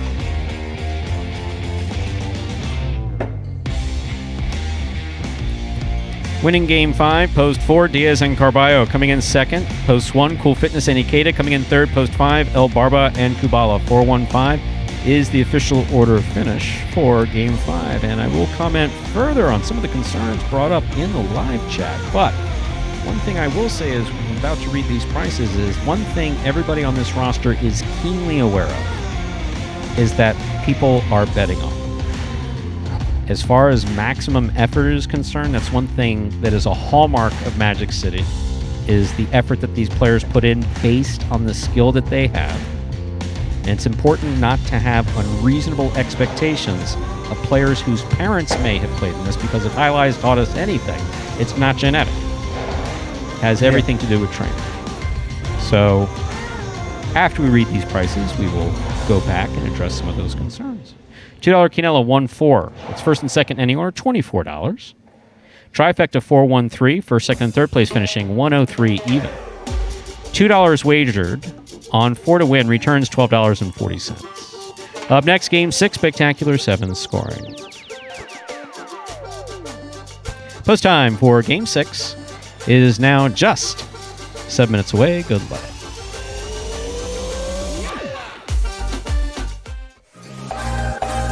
I know I'm better at singles. I have more success in singles, but I learn more from doubles. I walk away with a lot more life lessons, and they stick with me, I'm telling you, late into the night, and those lessons they've stuck with me. Doubles it's kind of like, what do you want and what do you need? Playing doubles, you're definitely having to trust on each other. You're trying to rely on each other, and it's just a lot like a marriage. It's compromise. It's days where you're like, wow, this person's crazy, but maybe you can't express that. You can't tell them that. You got to tell them, hey, I'm with you. I'm gonna stick by you. You know, I got your back. You know, no worries. Even though maybe in your head you're like, what was this person thinking? You know, like they say, as iron sharpens iron, so friend sharpens friend. And that's what you find in doubles. You find that, you know, you and your partner, you make each other better. And it's hard, but you walk out a better person. Daily Fantasy Highlight on prizepicks.com. Sign up with the referral code HIGH, that's J-A-I, to get a special first-time deposit match. Just pick over or under. It's as simple as that. There's no salary cap or draft, only the lines. It's Daily Fantasy Sports, simplified at prizepicks.com. And we're back here 4 minutes from the start of game number 6. As Stu said, doubles now tied up, 15 wins each for Osier and Douglas, and Diaz and Carballo. Big win for the 4 team there. Still $10,000 prize for first place on the line. And so we have frequent commenters who are here on a regular basis. And while we don't like them to take over an entire chat, obviously folks can chat about whatever they want, and we're very pleased that they are chatting about it. We're just glad that you're watching Magic City Jai-Alai. So, as far as P. Pilotaris is concerned, yes, I saw the game, I announced the game, and there is absolutely no question that at times a player, for any one of 1,000 different reasons, from his side hurts to his arm hurts to he's distracted, he's pissed off about a call, he woke up on the wrong side of the bed, someone cut him off on the drive in, every player, including every player that you saw play at the great frontons that you've mentioned, has had an issue in a point or two or three. Yeah. If they play long enough, several. I've gotten complaints as an assistant general manager. So the way that works is you have your ownership, then you have general manager, then you have assistant general managers, sometimes plural. And yes, I was one of 3 assistant general managers at Miami. I was the only assistant general manager at Fort Pierce, the last general manager at Tampa. Long story short, my point is this, is that when someone pissed off in the audience, they come and they look for the manager because so-and-so is fixing, or he didn't put forth maximum effort, or Bolivar didn't like to play. Bolivar, one of the greatest players of the 20th century, not a fan of playing matinees. Yeah. Other players, tremendous highlight players, we'll leave these names out, happen to drink quite a bit after a performance in the evening and in the matinee the next day. Maybe they weren't in the best shape. So highlight has a very long-standing history of players who have a particular predictable skill level that they bring on a regular basis. Here at Magic City, Bueno, to bring up a name and an example that was brought up earlier, yes, he was a ball boy at Miami Highlight. Yes, he didn't play Highlight for 10 years. Yes, he came to work for us. He started playing Highlight in January, started practicing Highlight in January of 2019. So we're not quite at 2 years for him. Douglas, March of 2018. So, you know, our players are all over the board as far as experience. Someone mentioned Igurbi, the great player manager, and great player before as well. Yes, no one has ever done this before. Igurbi would not have done this. There's Pedro Mir rolling over in his grave with some of the stuff that he did. Yes, there are players who would not have done this. This is entirely new because the approach that has been taken in Highlight that I was very much a part of for the majority of my adult life did not work because people stopped watching, people stopped coming, including people who adored Highlight. And then what the funniest thing about that is we announced the closing of facility, closing night at Tampa. I was walking with the owner, and a woman walked up very nicely and said, "Are you Mr. So-and-so?" "Yes, I just want you to know what big son of a bitch I think you are for closing this place." It's like, ma'am, with all due respect, when was the last time you were here? And it'd been like 15 years or something like that. It's like, So one thing that we give you folks who are willing to tune in is I'm not going to chat with you indirectly and debate individual points unless you say something way off or what I think is way off base. And I speak on behalf of myself. I'm part of Magic City, but I don't speak on behalf of Magic City. So these are my opinions, especially about stuff from the history. But yeah, no. I realize you have an issue with something that Bueno did in the point, and I'm sure I may have too. I have a couple issues out of that doubles game. I saw someone stabbed for a ball that they had absolutely no business doing. If I were betting, which I don't, I'd be equally pissed off about that. But I'm not. Moving on. Andrew? That clock hit 0 minutes right as you said that, so let's get right into Game 6. Start of those feature singles games. Rant done. Thank you for watching. We're done on Sunday, and we're giving away lots of money.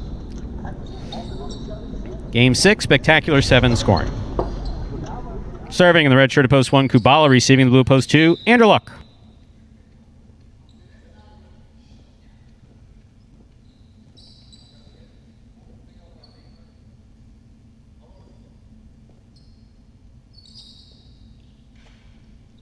There's the serve. Our 6th game is underway.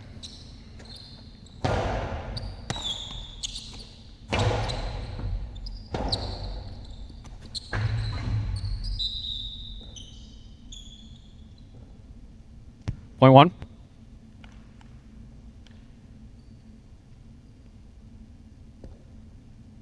White shirt of post 3 receives. Here's Bueno.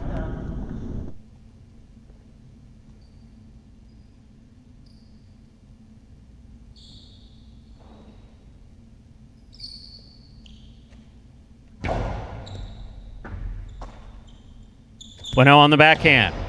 Catch by Kubala. Ball tipped at the 11 line, point 1. One on the board with 2 points. Here's post 4 in the green shirt. We have Ben.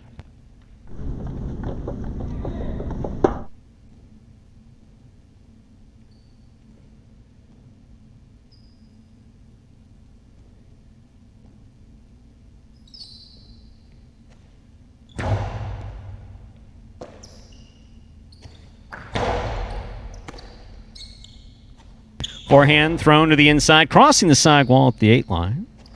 Here's Ben.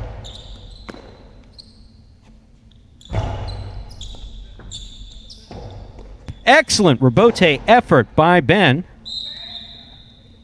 That scores.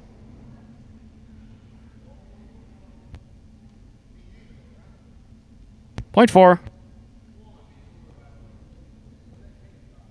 Black shirt at post 5. Bragley receives.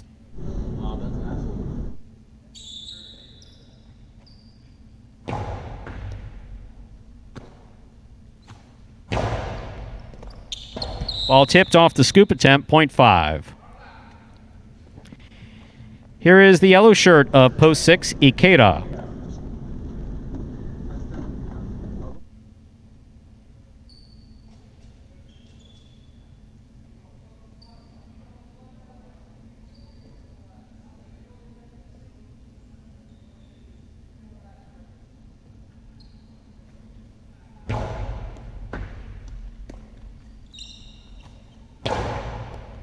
Fine catch by Bragley. Strong backhand.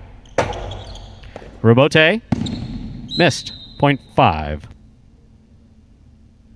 Pink shirt at post 7. Here is Douglas.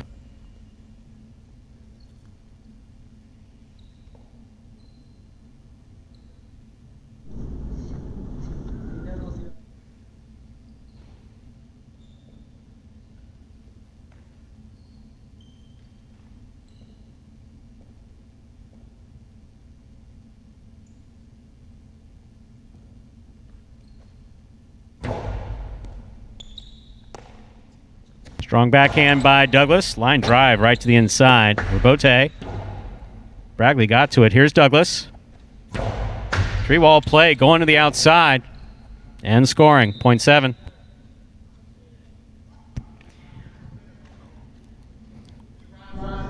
Here now in the purple shirt of post 8 to complete the first round of play, we have Carballo.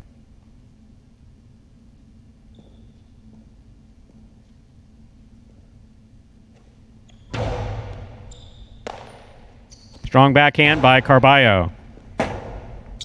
Rebote left side by Douglas. Carballo makes the catch. Douglas looks for the rebote midcourt with a hop, makes the save. Carballo with a hop makes the catch. Low and hard to the inside. Rebote saved from the forehand of Douglas in a beautiful play. Carballo winds up. Costi will score. Point 8.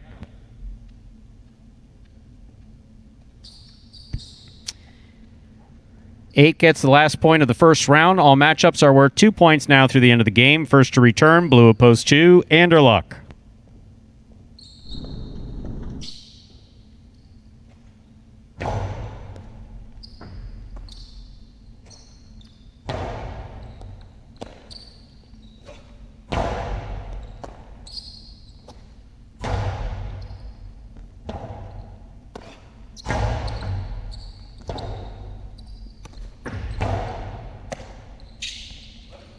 Strong forehand throw. Beautifully thrown. Point 8. 8 on the board with 3 points. Here's post 3, Bueno.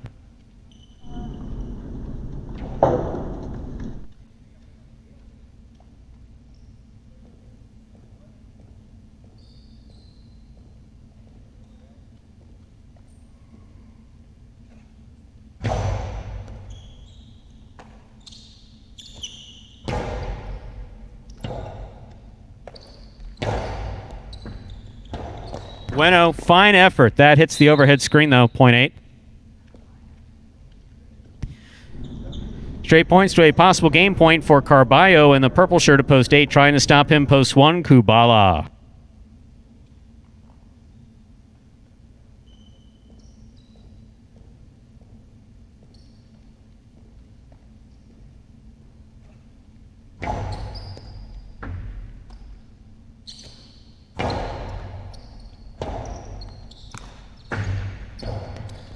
Kubala on the move, makes the catch.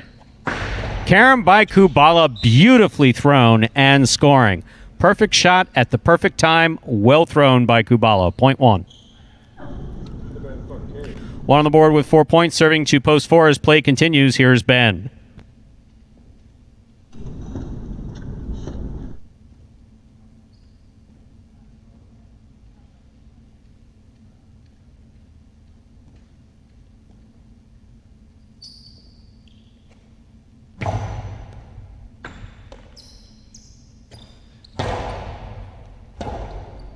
Rebote forehand by Kubala. Catch by Ben. Rebote left side by Kubala.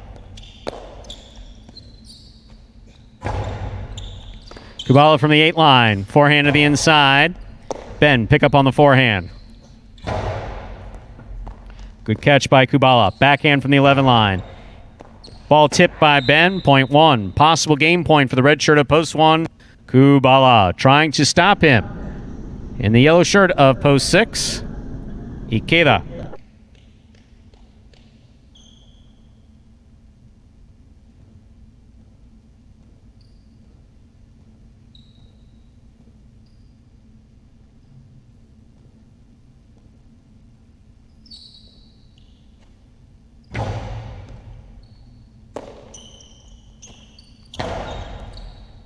Catch by Kubala.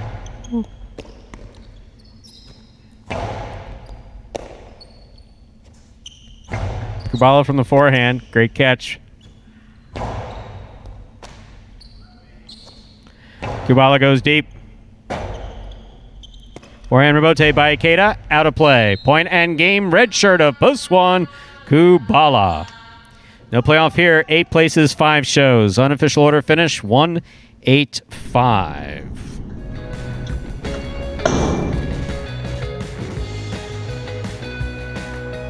Results are official. Coming in first, post 1, Kubala. Taking second, post 8, Carballo. Coming in third, post 5, Bragley. 1-8-5 is the official order of finish for game number 6. And for the record, no, Senor Pelotaris, I'm not offended in the slightest. I'm happy you're watching. This is the spirited and lively conversation part of the show. Maximum effort, some really crazy rebote. I mean, look at some of the stuff that Carballo. Do you think that there is any player manager who managed a highlight fronton from 1926 until a few years ago who would put up with some of the head rolling stuff that Carballo does? No. Not player managers were real simple back then. You, out. But I just made this fantastic save. I went head first to the side wall. Out. Out. They just point at the back wall. Out. Go. Just out. Just throw you out. And maybe they would let you back in. So no, this is spirited conversation. The fact that you guys care enough to watch and engage. When someone takes a pot shot at what we do, yeah, no, I get a little feisty about that. But no. We're all good here. In the chat, yeah. We're good here at Jai-Alai. The players are good. It's Magic City. It's fun in 2020. And who the hell thought that would be possible? $2 Quinella, 1-8, $37. That's first and second in any order. The pick 3, 4-4-1. 3 of 3 numbers returning $379.20. $2 wager on 1 to win, $10.20.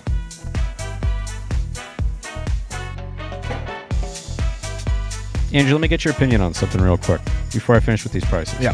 How many players do something like wonking on the court, and with the glass back wall here, they come walking back just knowing, oh shit, Stu's going to say something? A lot of them. They get that look on their face, you turn over, and these guys don't get away with, like, they think that I'm going to compliment a reverse 2-all. According to those folks on Tiger's board, okay, I made a little too much by going but so I won't do that. But no, am I ever going to compliment it? No. Little or big an issue, you're on top of it. No question about it. Every time.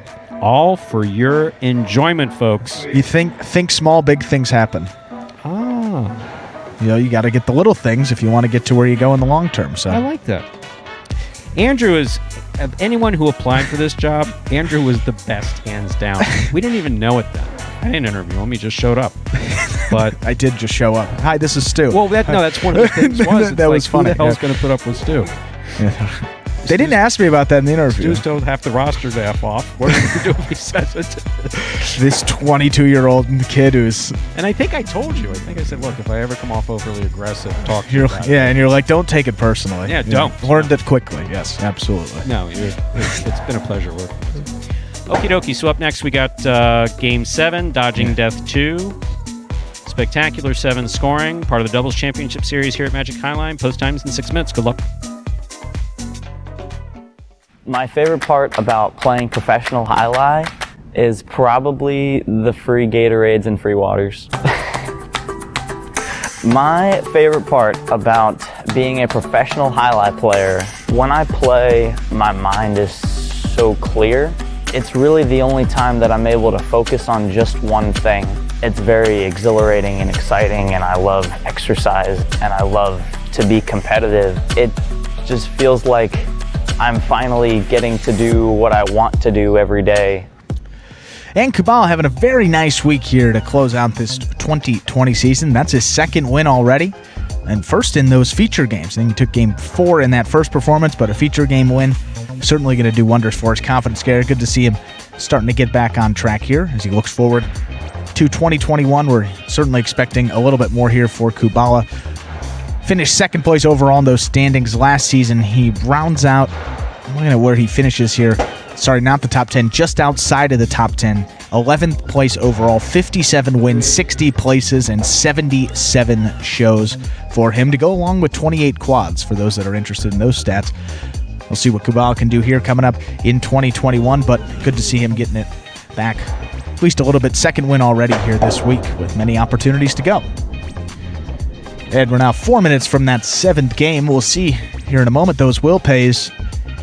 We thought that we're probably going to survive, and we will survive.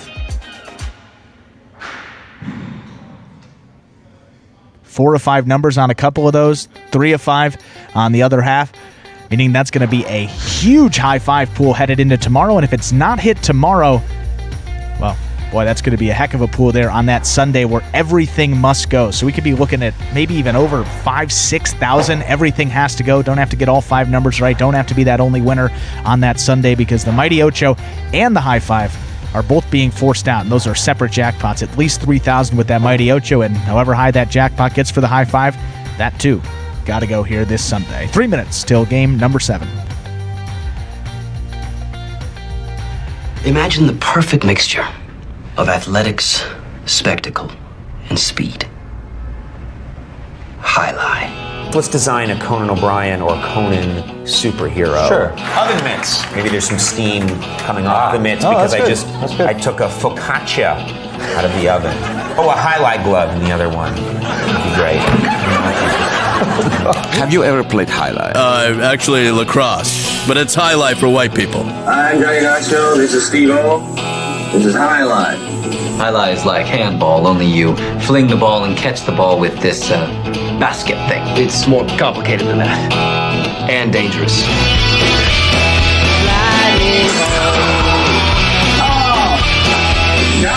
It's got the same fingerprint as baseball, only better. A special stadium called a fronton. And you can sit real close, which is a thrill because the ball goes 175 miles an hour. I can serve this pelota almost 200 miles an hour. Big whoop, that little squishy. Jesus, is this made of limestone? It's a dangerous game, amigo. That's called a cesta. It's made of reeds from the Pyrenees. And the ball is called a pelota. A lightning ball.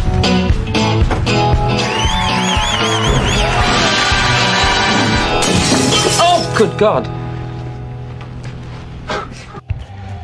And that 7th game is 2 minutes away now, with Diaz and Carballo picking up the win in Game 5. We said back deadlocked atop those doubles tournament number 2 standings. 15 wins for Osier and Douglas, 15 for Diaz and Carballo, and it is only a 2-horse race at this juncture of the tournament. 5 total doubles games remain. And obviously you got 6 other teams that are part of the field, if you will. So 1 win here for Diaz and Carballo. Osier or Douglas could be the clinching one. So Game 7 here, you got those teams. Post 5, that's Diaz and Carballo. Post 6, Osier and Douglas. They're stacked again there in some difficult posts. So 1 win. It's got to be, mentally coming in with a 1-game advantage. Pretty big with just a limited number of games to go here. As we have some players dodging death in the practice. He hasn't even started dodging death. He didn't dodge. It was just death. See, sometimes you're trying to talk and then you hear a... Yeah, well, got all this glass a roar, and it's like, not like, we could do that. We could just roll down, kind of like they do in... Oh, no, sorry. I had a bad example. Not appropriate. Death penalty is what I was thinking. They roll the sheet down and they lift it up. All right, 0 minutes. Game what do you 7. say if we start? Yeah. It's what I'm we have all this black stuff around us. I don't know. I'm not saying I know what I'm talking about all the time. Most of the time. Moving on. We'll let it slide. Yeah. Dodging Death 2, Game 7. Hopefully everybody remembers to duck. Hi, Tennessee, looking back at me. Hi. Spectacular 7. Hi, Ben. Hi. Spectacular 7. Doubles match. Played 7 points. Points double after the first round of play. CRB serves the red shirt at post 1. Bueno. Tennessee received. Blue at post 2. There's the serve. Bueno went for it on the right side. Tipped it. Point 1. That'll bring to the court the white shirts. I saw it. Yes, I announced it too, Ben. Thank you. White shirts at post 3 will now receive. It's El Barba and Kubala. Now concentrate.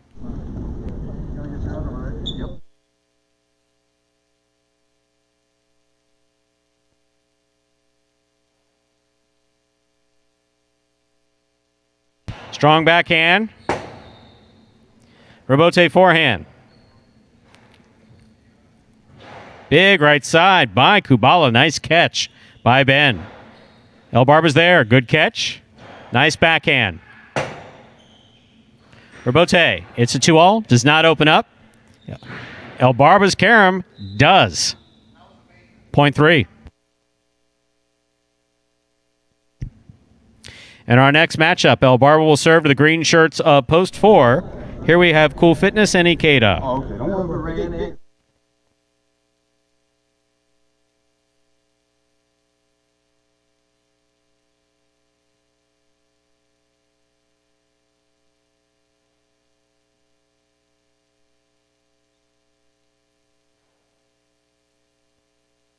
Nice backhand by Kubala. Robote forehand just above the pad. Fine catch by El Barba. Ikeda in the air. Hard throw. Catch by El Barba. Cortada by El Barba. Scores point 3. Black shirts at post 5. Take to the court Diaz and Carballo. Take it out, baby.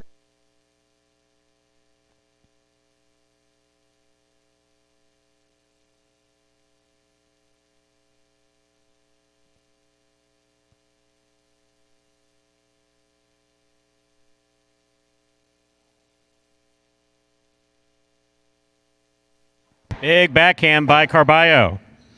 Robote missed in the front court, point 5.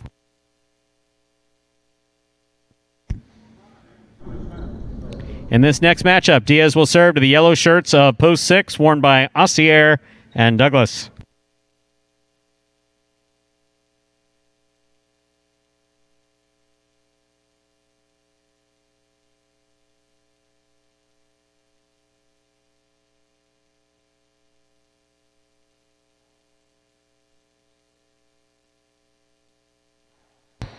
Scoop by Carballo.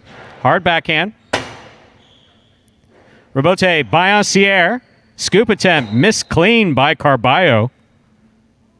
Point 6. Pink shirts of post 7. Wello and Anderluck.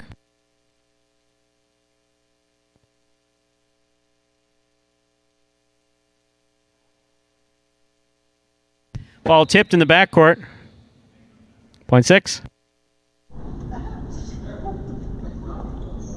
Here now to complete the first round and receive, wearing the purple shirts of post 8, the team of Jedden and Bragley.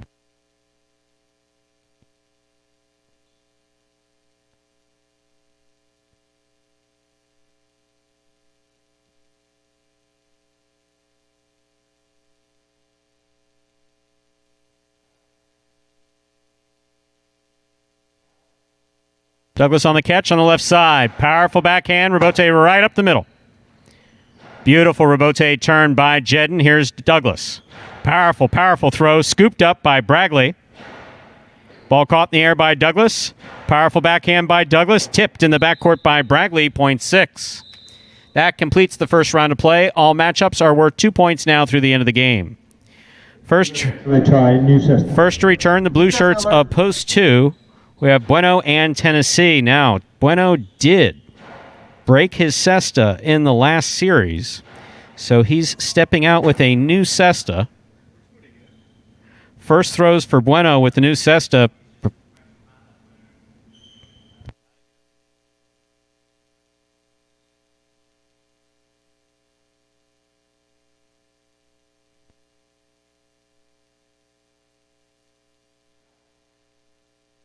Tennessee from the left side. Powerful backhand. Douglas at the 13 line. Strong backhand. Catch by Tennessee. Tennessee lower to the inside. Caught by Douglas. Here's the backhand. He goes deep. It scores, point 6. Straight points to a possible game point for the yellow shirts of post 6. Assier and Douglas trying to stop them. CRB and Ben.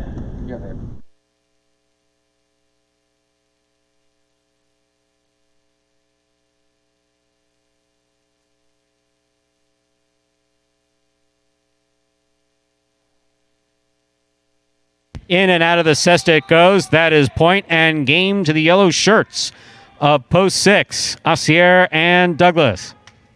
6 wins it 3 places. 5 serves to 1. This is for third place.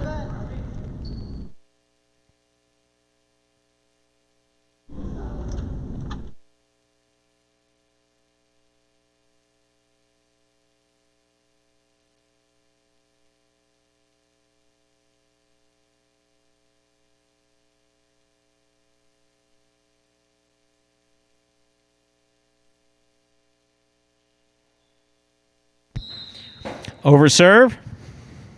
Point and a third place finish for post 1, CRB and Ben. Unofficial order finish 6-3-1.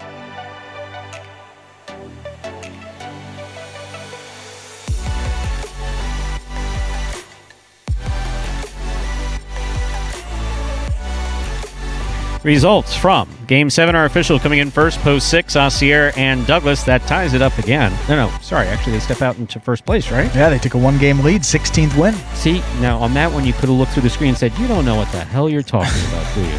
No, Leave the stats to me. That's what you should have said.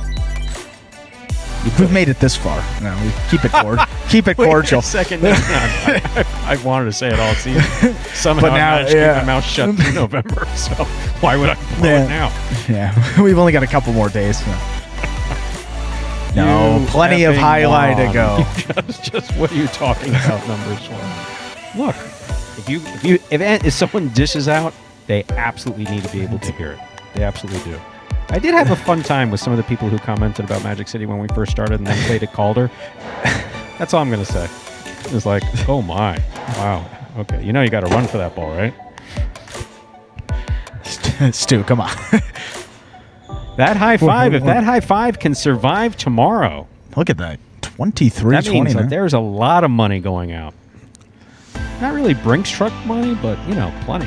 $2 Quinella 3-6, that's first and second in any order, $20. Trifecta 6-3-1, 109 even. $2 wager on 6 to win, $9.20. The high five, 84416, 4 or 5 numbers, returning 136.80. And that teed up actually nicely. Let's not forget the U.S. National Jai-Alai Championships coming up on the 5th and 6th. I like what you did there. Again, we talked about it earlier. It's going to be a healthy mix of, there's some Magic City players, there's some, actually I need to call them appropriately. It's not Miami High doesn't exist anymore. It's Casino Miami. Casino Miami. They put a lot of money into making sure we know it's Casino Miami and not something else. Naming rights are important in sports. Naming rights are very important, absolutely. Miami Jai-Alai, not anymore. Casino Miami players, Dania players, yes, Dania players at Magic City. It's going to happen. Some Calder players, some North Miami players, some Connecticut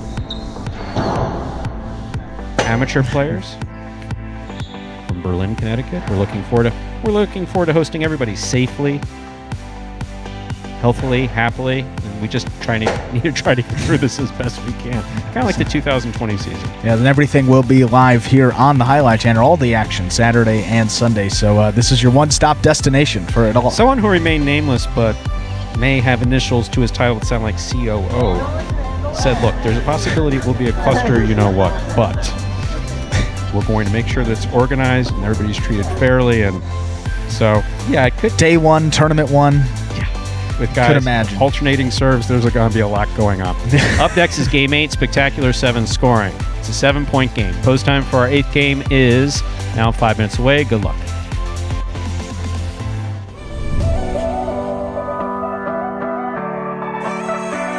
Catch by Bueno. Carom by Bueno. Caught by Elbarba.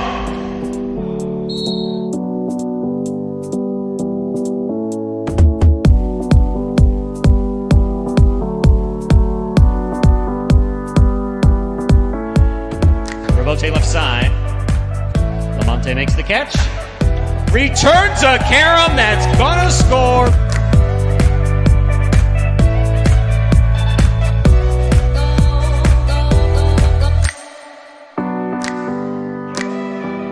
Tight to the inside. Robote comes out. Diaz sends that just under the overhead screen. High bouncer comes Dossier just in front of the 11 line. That's a long carom. That one will score.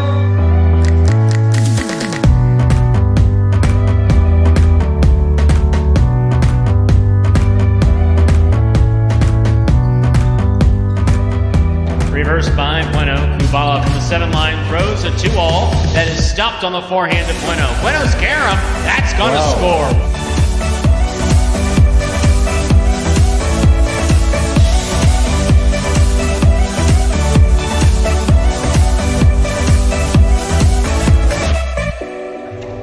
Wow. Carballo takes it in the air, throws a carom back to the outside, and that scores. What a shot.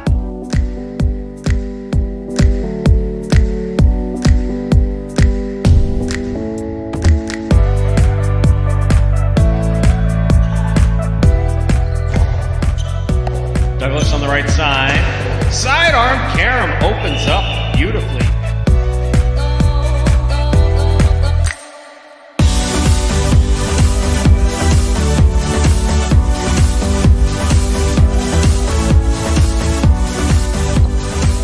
Outside placement of the forehand Robote. Bueno's on it. Rifling a carom to score. One of the best points of this season.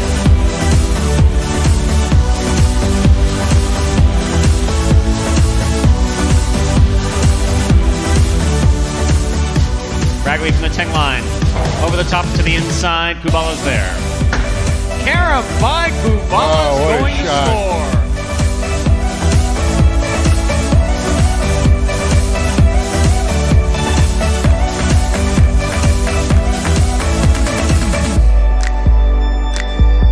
By Ron. Catch on the forehand of Vanderluck. What a carom. That was, wow.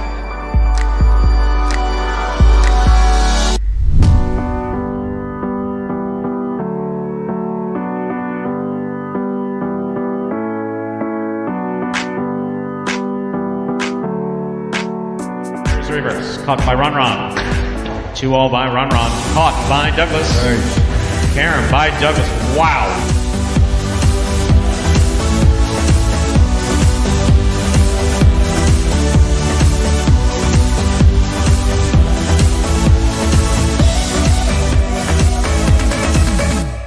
And folks, those right there were the top 10 caroms from last season here at Magic City Jai-Alai. Probably about 20 seconds till we get into this eighth game. These folks talking about personality and showmanship. Jesus, we're ass deep in that here at Magic City. I mean, we have to get them to tone it back.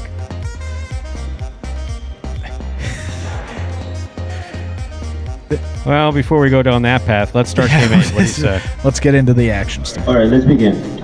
But yeah, that's one thing we have no shortage of here at Magic City.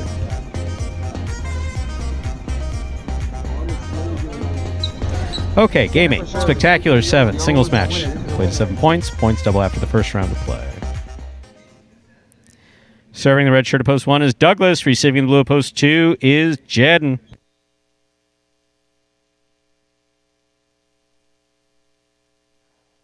Here's a serve. Game 8 begins. It's a nice backhand by Jedden. Robote 2-all. Jedden's on it. Jedden tries to pass off the side wall. Douglas on the Robote, right to the inside. Jedden's there. Douglas takes it in the air at the 9 line. Nice backhand. Robote save on the forehand of. He hasn't thrown it yet. There you go. Beautiful Robote to the outside by Jedden. Here's Douglas. Dejada by Douglas. Oh, got him. Got him. And then he goes into the pad and his helmet falls off because he knows that CRB could have gotten to that ball.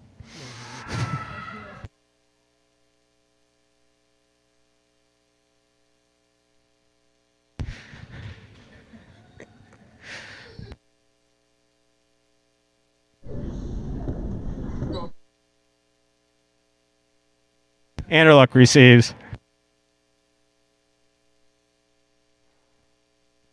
Catch by Douglas. Catch by Anderluck.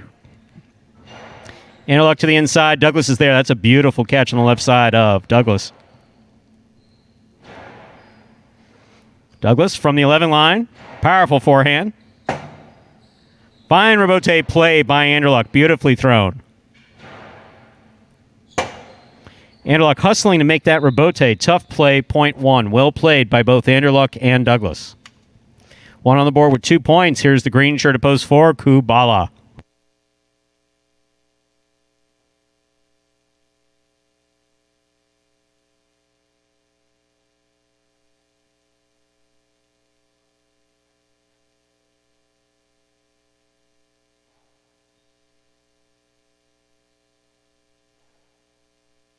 Good catch by Douglas. Here's the backhand.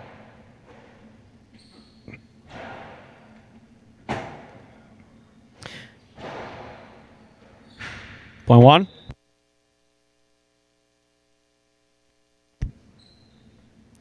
On the board with 3 points. Here's post 5. The black shirt. Ikeda.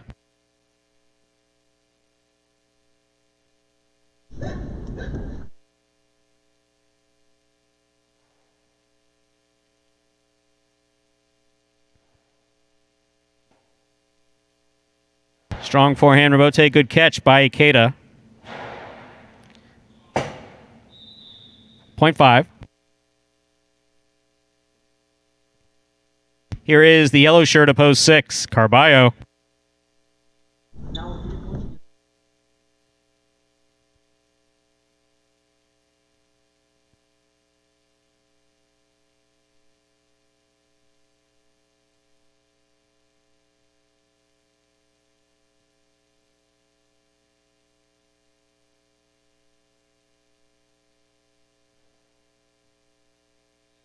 Over serve. Point 6. Here's post 7. Ben.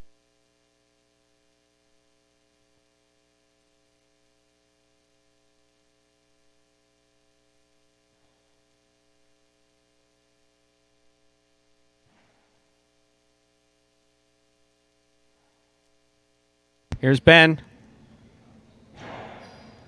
Carballo from the 9 line on the forehand. Back to the inside he goes. Ben is there.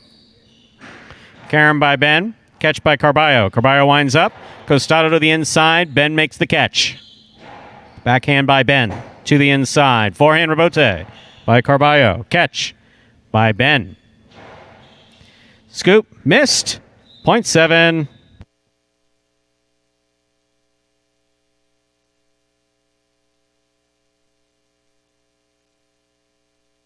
Here is the purple shirt at post 8. Bueno. I think the most bullshit about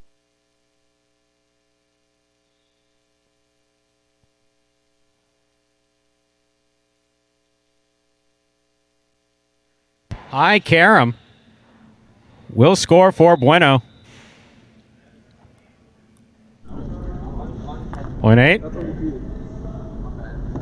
That completes the first round of play. All matchups are worth 2 points now through the end of the game. First to return, blue of post 2, Jedden.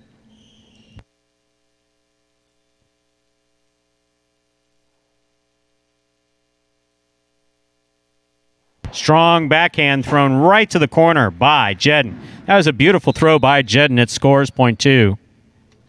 Jedden on the board with 2 points. Here's post 3, Anderluck.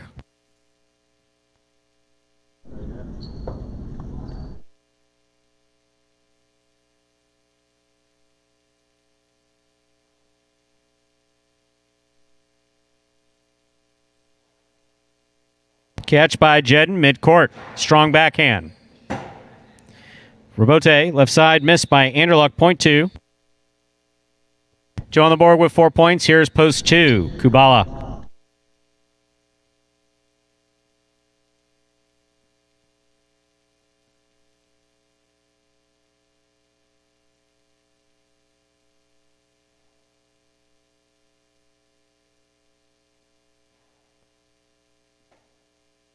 Rebote forehand, nicely played. Scooped up by Kubala on a beautiful catch. Point 4.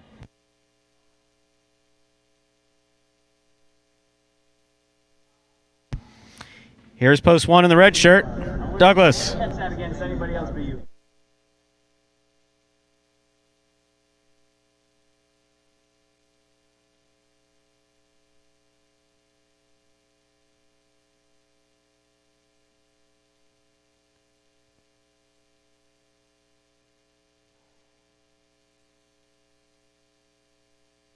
Powerful backhand by Douglas.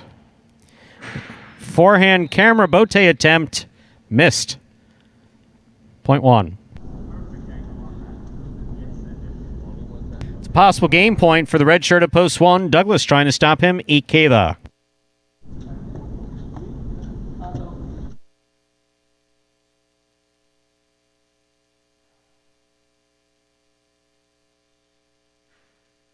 Long carom off the serve. Sidearm carom from the backcourt.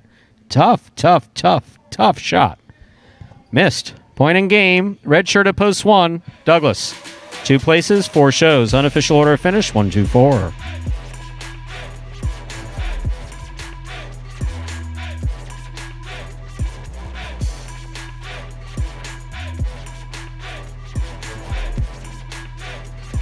It's official. Coming in first, post 1, Douglas. Taking second, post 2, Jedden. Coming in third, post 4, Kubala. 1, 2, 4 is the official result from game 2.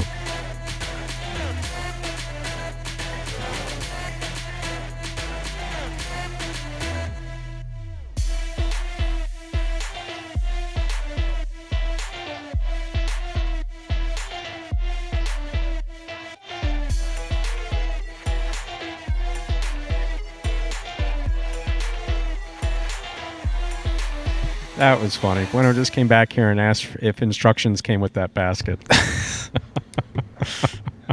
That was. You're like a guy that's able to make a joke about himself. Oh, When he got to be aware. When he threw that high carom 2-all, the look on his face was, I didn't mean to do that. No. Yeah, this basket did something I did not expect it to do. Okay. There are your prices. The Ocho, 568-44-161, 140. Care of a jackpot, $449.60. $2 wagered on 1 to win, $540. $2 Quinella 1-2, that's first and second in any order, $15. Trifecta 1, 2, 4, that's first, second, and third place finishing, $268.40. Up next, the afternoon's 9th and final game, a spectacular 9 superfecta match. Next game is played at 9, that's 9 points. Points double after the first round of play. No scratches in Game 9. Post time for Game 9. 7 minutes away. Good luck. Being the overall champ in the rookie season was great. I put in hours and hours of hard work in the offseason practicing, and just to show that it paid off in the end, it was really great. My goal for the 2020 season is to stay healthy, play to the best I can.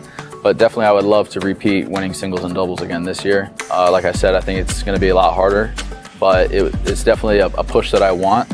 And I'm happy that everybody's getting better, and it's going to be harder for me because it pushes me to be better, and that's what I want ultimately. I would love to be the champ again this year. I am definitely going to try my best. Like I said, the competition is getting better every day, and so I'm going to push to be the best again. But we'll see. It's going to be a long 7-month season, and I'll hope to repeat what I did again.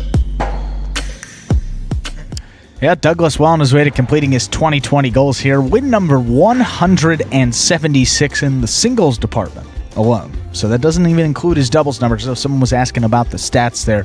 Magic City stats, they combine singles and doubles. So you'll see up there he's got well over 220 now total wins here this season. 176 of those in singles play. Just can't say enough about his follow-up campaign to a pretty unbelievable rookie season in Jai-Alai here. 36% win percentage, in the money percentage just under 67%. So I mean, pretty incredible numbers all across the board there. So it's going to be awesome to see what he can do here in the future. Still, what, 3rd year playing Jai-Alai? 2.5 years? Probably not even 3. Douglas, this is his 2nd year. Yeah, it's not even a full 3 years yet. So yeah, still the sky's the limit for a guy of his age, his caliber. He picked up Acesta for the first time in March of 2018, but he didn't start playing until August of 2019 because he missed the first month with a broken ankle. So he only played 2019 and what we've done in 2020. Wow. Yeah, just incredible stuff there, and hopefully keeps it up here. He's got more opportunity. Third win already this week. And clarifying a question here, Ron will be back on Sunday. Yes. He took a week off to attend to positive family business in California. We'll be back on Sunday before taking some much-deserved time off. Yes, and we're now 3 minutes from game number 9 here. Superfecta 9-point singles match, and we got this video here for you that explains some of the subtle differences between Spectacular 7 and Spectacular 9 scoring.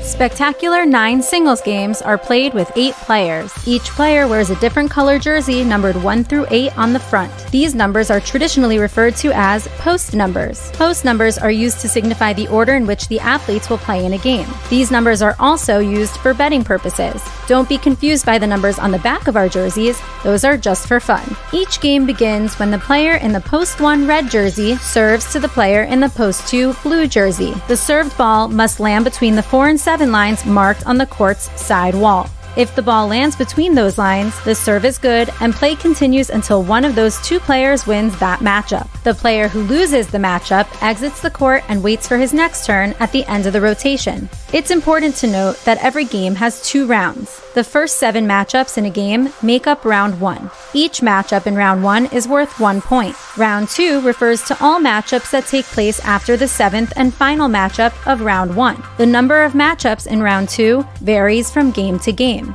And in round 2, each matchup is worth 2 points. The first player to earn 9 points wins the game.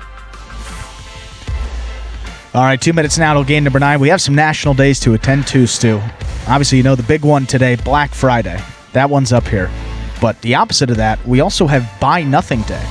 Movement against consumerism and all that the day after Thanksgiving. So kind of the opposite of, I'd say, Black Friday, if you will, there. But whichever way you fall on that. That's right. Don't buy things, just gamble on high. So either buy things or don't buy things. Well, I guess in theory that could be. Anyway, we'll move on. We got Maize Day. Like maize is in corn? Corn, not like Indian maize, not maize as in how to find your way out of the parking lot. Sure. National Day of Listening. It would be nice if some guys in the building would observe that. Yeah. National Flossing Day. Important. Flossing is very important. Oh, I'm always a huge flosser. One I'm not thing like flossing after every meals, but at least twice a day I give it a good flossing. That's something that, admittedly, got to get better at. Dentists wouldn't be too thrilled. It's not hard. National Native American Heritage Day. Your Welcome Giving Day. Don't know what that one means. National Bavarian Cream Pie Day. Don't understand Bavarian cream pie. What the quite tasty. Yeah, I never had a Bavarian cream pie. And this one, my favorite, National Craft Jerky Day. Now, craft jerky. You ever had craft jerky? So there's a store up in Wisconsin. I know they have a couple. It's a chain called All Things Jerky. They have like craft jerky, like alligator jerky, all different types of really animals. Because I've eaten it. You? No, I've eaten it. You've no, this is no. That was a personal you seriously experience. Had alligator I've had alligator jerky. Terrific. Does it taste like chicken? I would say alligator strips are better than the alligator jerky. I can't put a finger on the taste. We can't talk about this. No more jerky. I snorted. Okay, game 9 begins. This is super effective. This has been serving. Carballo receives. Let's go. Catch by Ben. Point 1. 1 first up on the board in our 9th game. That'll bring to the court the white shirt at post 3, Douglas.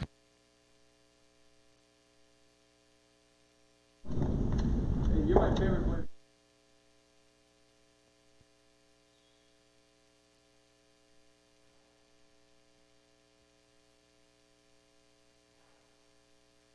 Excellent catch by Ben. That ball was on the wall. He pulled it off.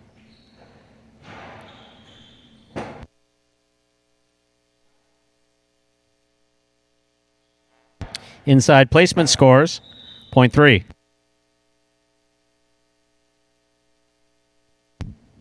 3 serves to the green shirt at post 4, worn by Jedden.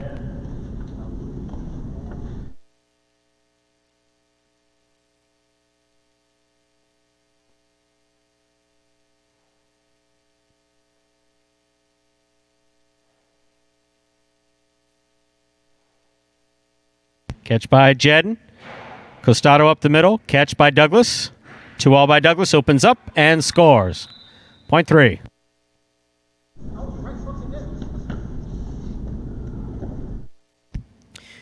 And our next matchup, Douglas serves to Ikeda in the black shirt at post 5.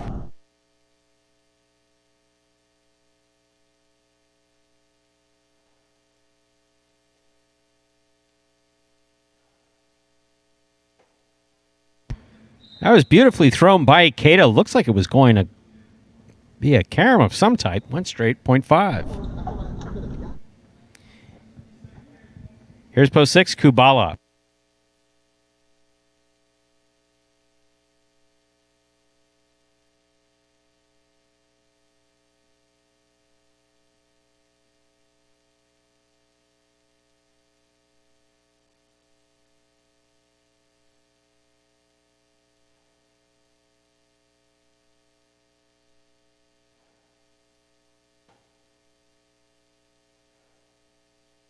Catch by Kubala. There's the backhand. Ball tipped, point 5. Pink shirt at post 7. Bueno receives.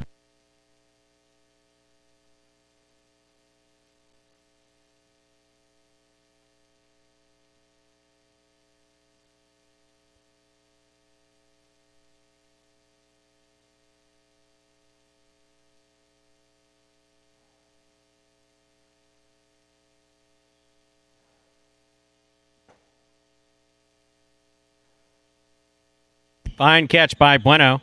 There's the backhand. Rebote forehand by Ikeda. Catch by Bueno.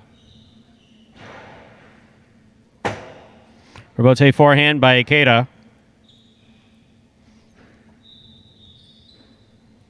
Point 5. Ikeda's made 3 points. Here now to complete the first round and receive. Wearing the purple shirt at post 8 is Anderluck.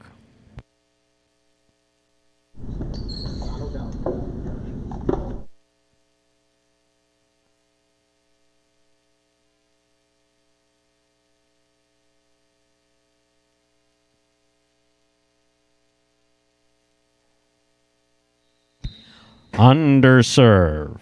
Point 8.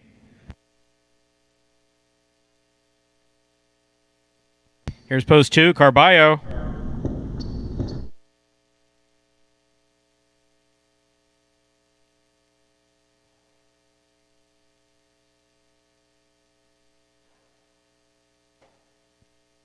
Rebote left side by Ikeda. Costado to the inside.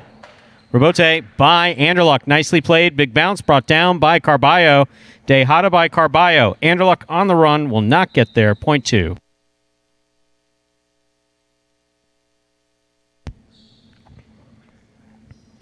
Carballo now serves the returning one post, Ben.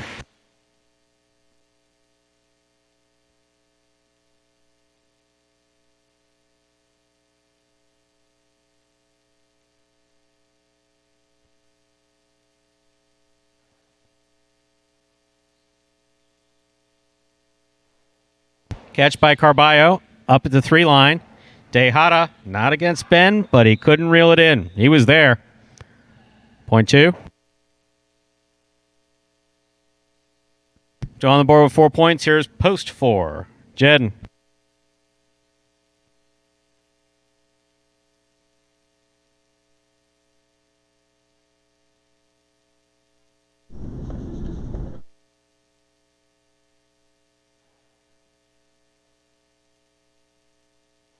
Powerful backhand by Jedden. Clears the overhead screen. Forehand rebote.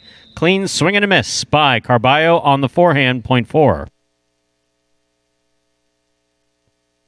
In our next matchup, Jedden serves to the white shirt at post 3, worn by Douglas.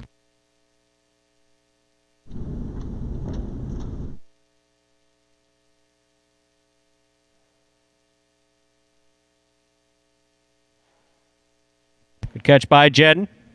Strong backhand. Rebote forehand by Douglas. Catch by Jedden. 2-all. Caught on the forehand of Douglas. Carambola scooped up by Jednan. A beautiful catch. Long 2-all will score. Oh, wow. Point 3.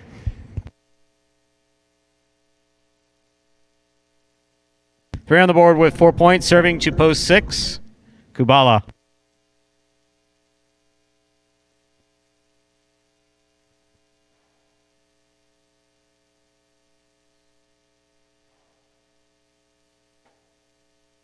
Rebote forehand by Douglas.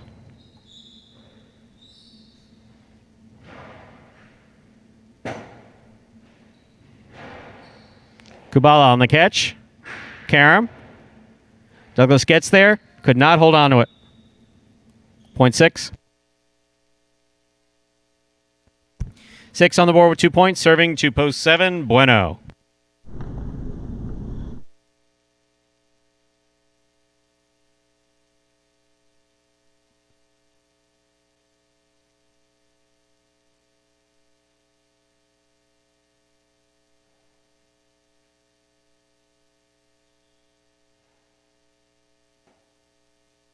Bote forehand by Kubala. Catch by Bueno.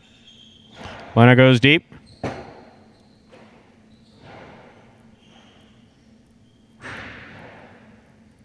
Karam.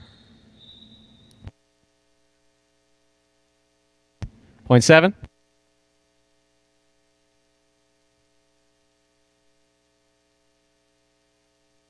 Seven on the board with 2 points. Here's post 5. Ikeda.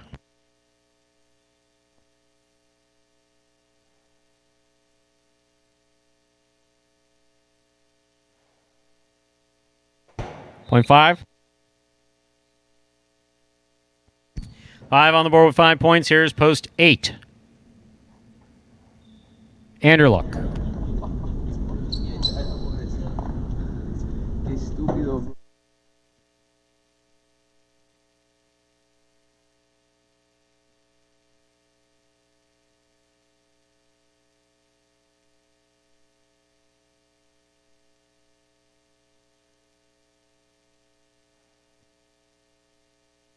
Ball tipped off the serve. Point 5.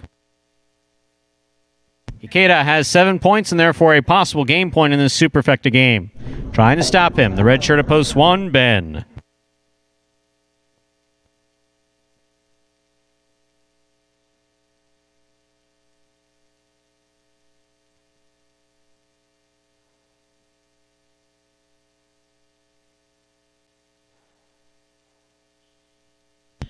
Strong backhand by Ikeda, caught in the air by Ben. Ben to the inside. Ikeda makes the catch. Over the top to the inside. Big bounce. Rebote by Ben. Catch by Ikeda on the forehand. Hard throw to the inside. Scooped up in a beautiful catch by Ben. Nice backhand by Ikeda. Rebote for Ben. Ben makes the Rebote save. Caught in the air by Ikeda. Ikeda to the inside. Ben has his cest on it, but cannot make the play. That is point, and a hard-fought-for game for the black shirt at post 5. Ikeda. 5 wins it.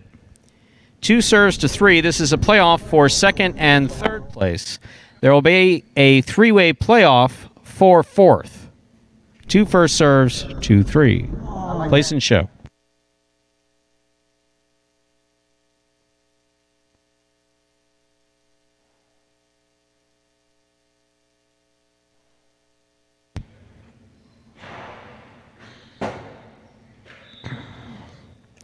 Point and place to post 2, 3 shows, 4, 6, and 7. Playoff for fourth place. 4 first serves to 6.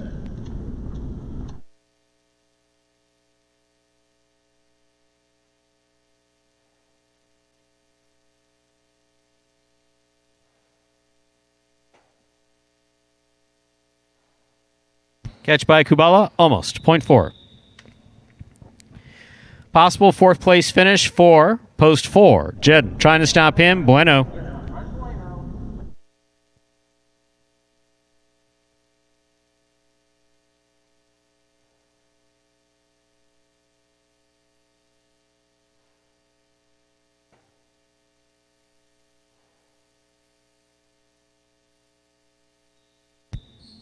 Point and a fourth place finish for post 4. Jedden. Unofficial order finished 5-2-3-4.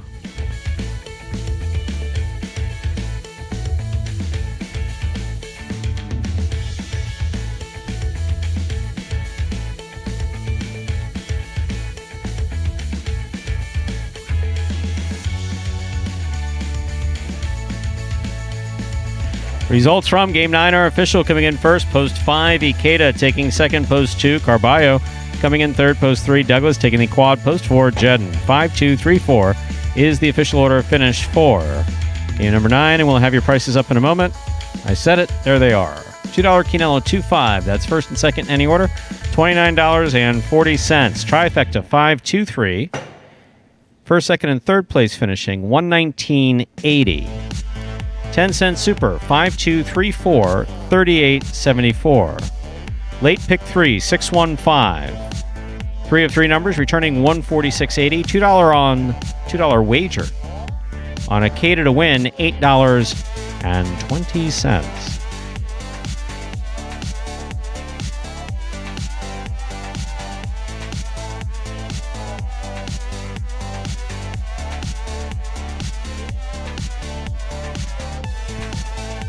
I don't know. I'm like tempted to go to Dania and watch the Partido, and part of me just is visualizing my bedroom with the right lighting in there to just go home and go to sleep. I'll say we got to go to one of these Partidos. We're going to go to round 2 Partido. You're running out of time. You know that, right?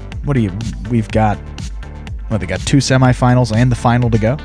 Wow, you're looking at me like I'm an idiot. I don't know your money. I just said that we're running out of time. We got 3 weeks. One of these 3 weeks, and I'm not going to be next to you each and every day. I mean, at that time, we're going to... What, you're going to miss me and therefore meet you at a Partido in Broward? Yes. Wow. Oh, it is the semi tonight, so I guess... Sorry about that. Charles was on that. So I guess there's only 2 more after this, but one of those 2. And Michael told me to go home, so apparently he has plans to go to the Partido and doesn't want to see me there. I wouldn't want to see me there either. Yeah, that's a shame. I'd want to see you. Man of the people. What? Who have you been sitting next to? Go up to Stu. Just start chopping it up. He'll love it all day. Yeah. No, the truth of the matter is that I think I am always polite. I am much better behind the scenes, though. I really am. I'm much better behind the scenes. Most announcers' booth, it's not an issue because you're on a second floor that the public doesn't have access to. And, good luck trying to find you. Yeah, but this time... Or my office at Miami. My office at Miami, second floor executive offices, spiral staircase to get up there. You had to get by security or didn't do that either. Fort Pierce was a little easier. Long hallway, down and to the right. Always had these isolated offices with dim lighting. Used to upset the former owner. The dim lighting? Yeah. I always had lamps in my offices. Yeah. I'm not a big fan of overhead lighting. Well, yeah. You don't need too much light. Sometimes it's too bright. Exactly. Look, you like me to work 12 hours a day? I want to sit in a room with dim lights. Well, should we remind the folks here, going into tomorrow, 5 games separates Bueno and El Barba, 109 for Bueno, 104 for El Barba on the season. And in that doubles race, 16 wins for Asier and Douglas, 15 for Diaz and Carballo, so 1 game separating those two. Asier and Douglas, 2 wins across all their appearances today. Diaz and Carballo were able to keep pace. They got 1. That should be awesome headed into tomorrow. And the answer is no, John, otherwise posting as ghost. You do not need a cam back here. It's enough that we have microphones and headsets and each other. And up-close comfort announcers. No. We don't need that. No announcer cam. No, you see enough of us. That's I am perfectly at a distance. I think the announcing at Dania is awesome. I really do. It's traditional highlight announcing. They don't have the back and forth and randomness that we have. But no. Well, it's different. Dave and Patrick do a really good job over there. They are terrific announcers. I mean, this is more broadcasting, commentary, full, like you see in other sports. But those guys, Patrick, Dave, terrific. I can listen to them all day. And those are the voices that, growing up on Dania Jai-Alai. Dave, Patrick, I mean, it's that's the stuff we're used to. So we'll be back here tomorrow. 9 more games in doubles and singles. Awfully interesting. Headed in. Stu? And that, ladies and gentlemen, will do it for this Friday afternoon performance of Live Highlight in the Magic City on the Highlight Channel. We are glad that you chose to join us this afternoon and invite you to join us again tomorrow when we'll play 9 more action-packed games at the perfectly appropriate and lovely time of 4 p.m. in the afternoon. We do hope you enjoyed today's Highlight action at Magic City. Please like and subscribe to the Highlight channel on YouTube if you've not done so already.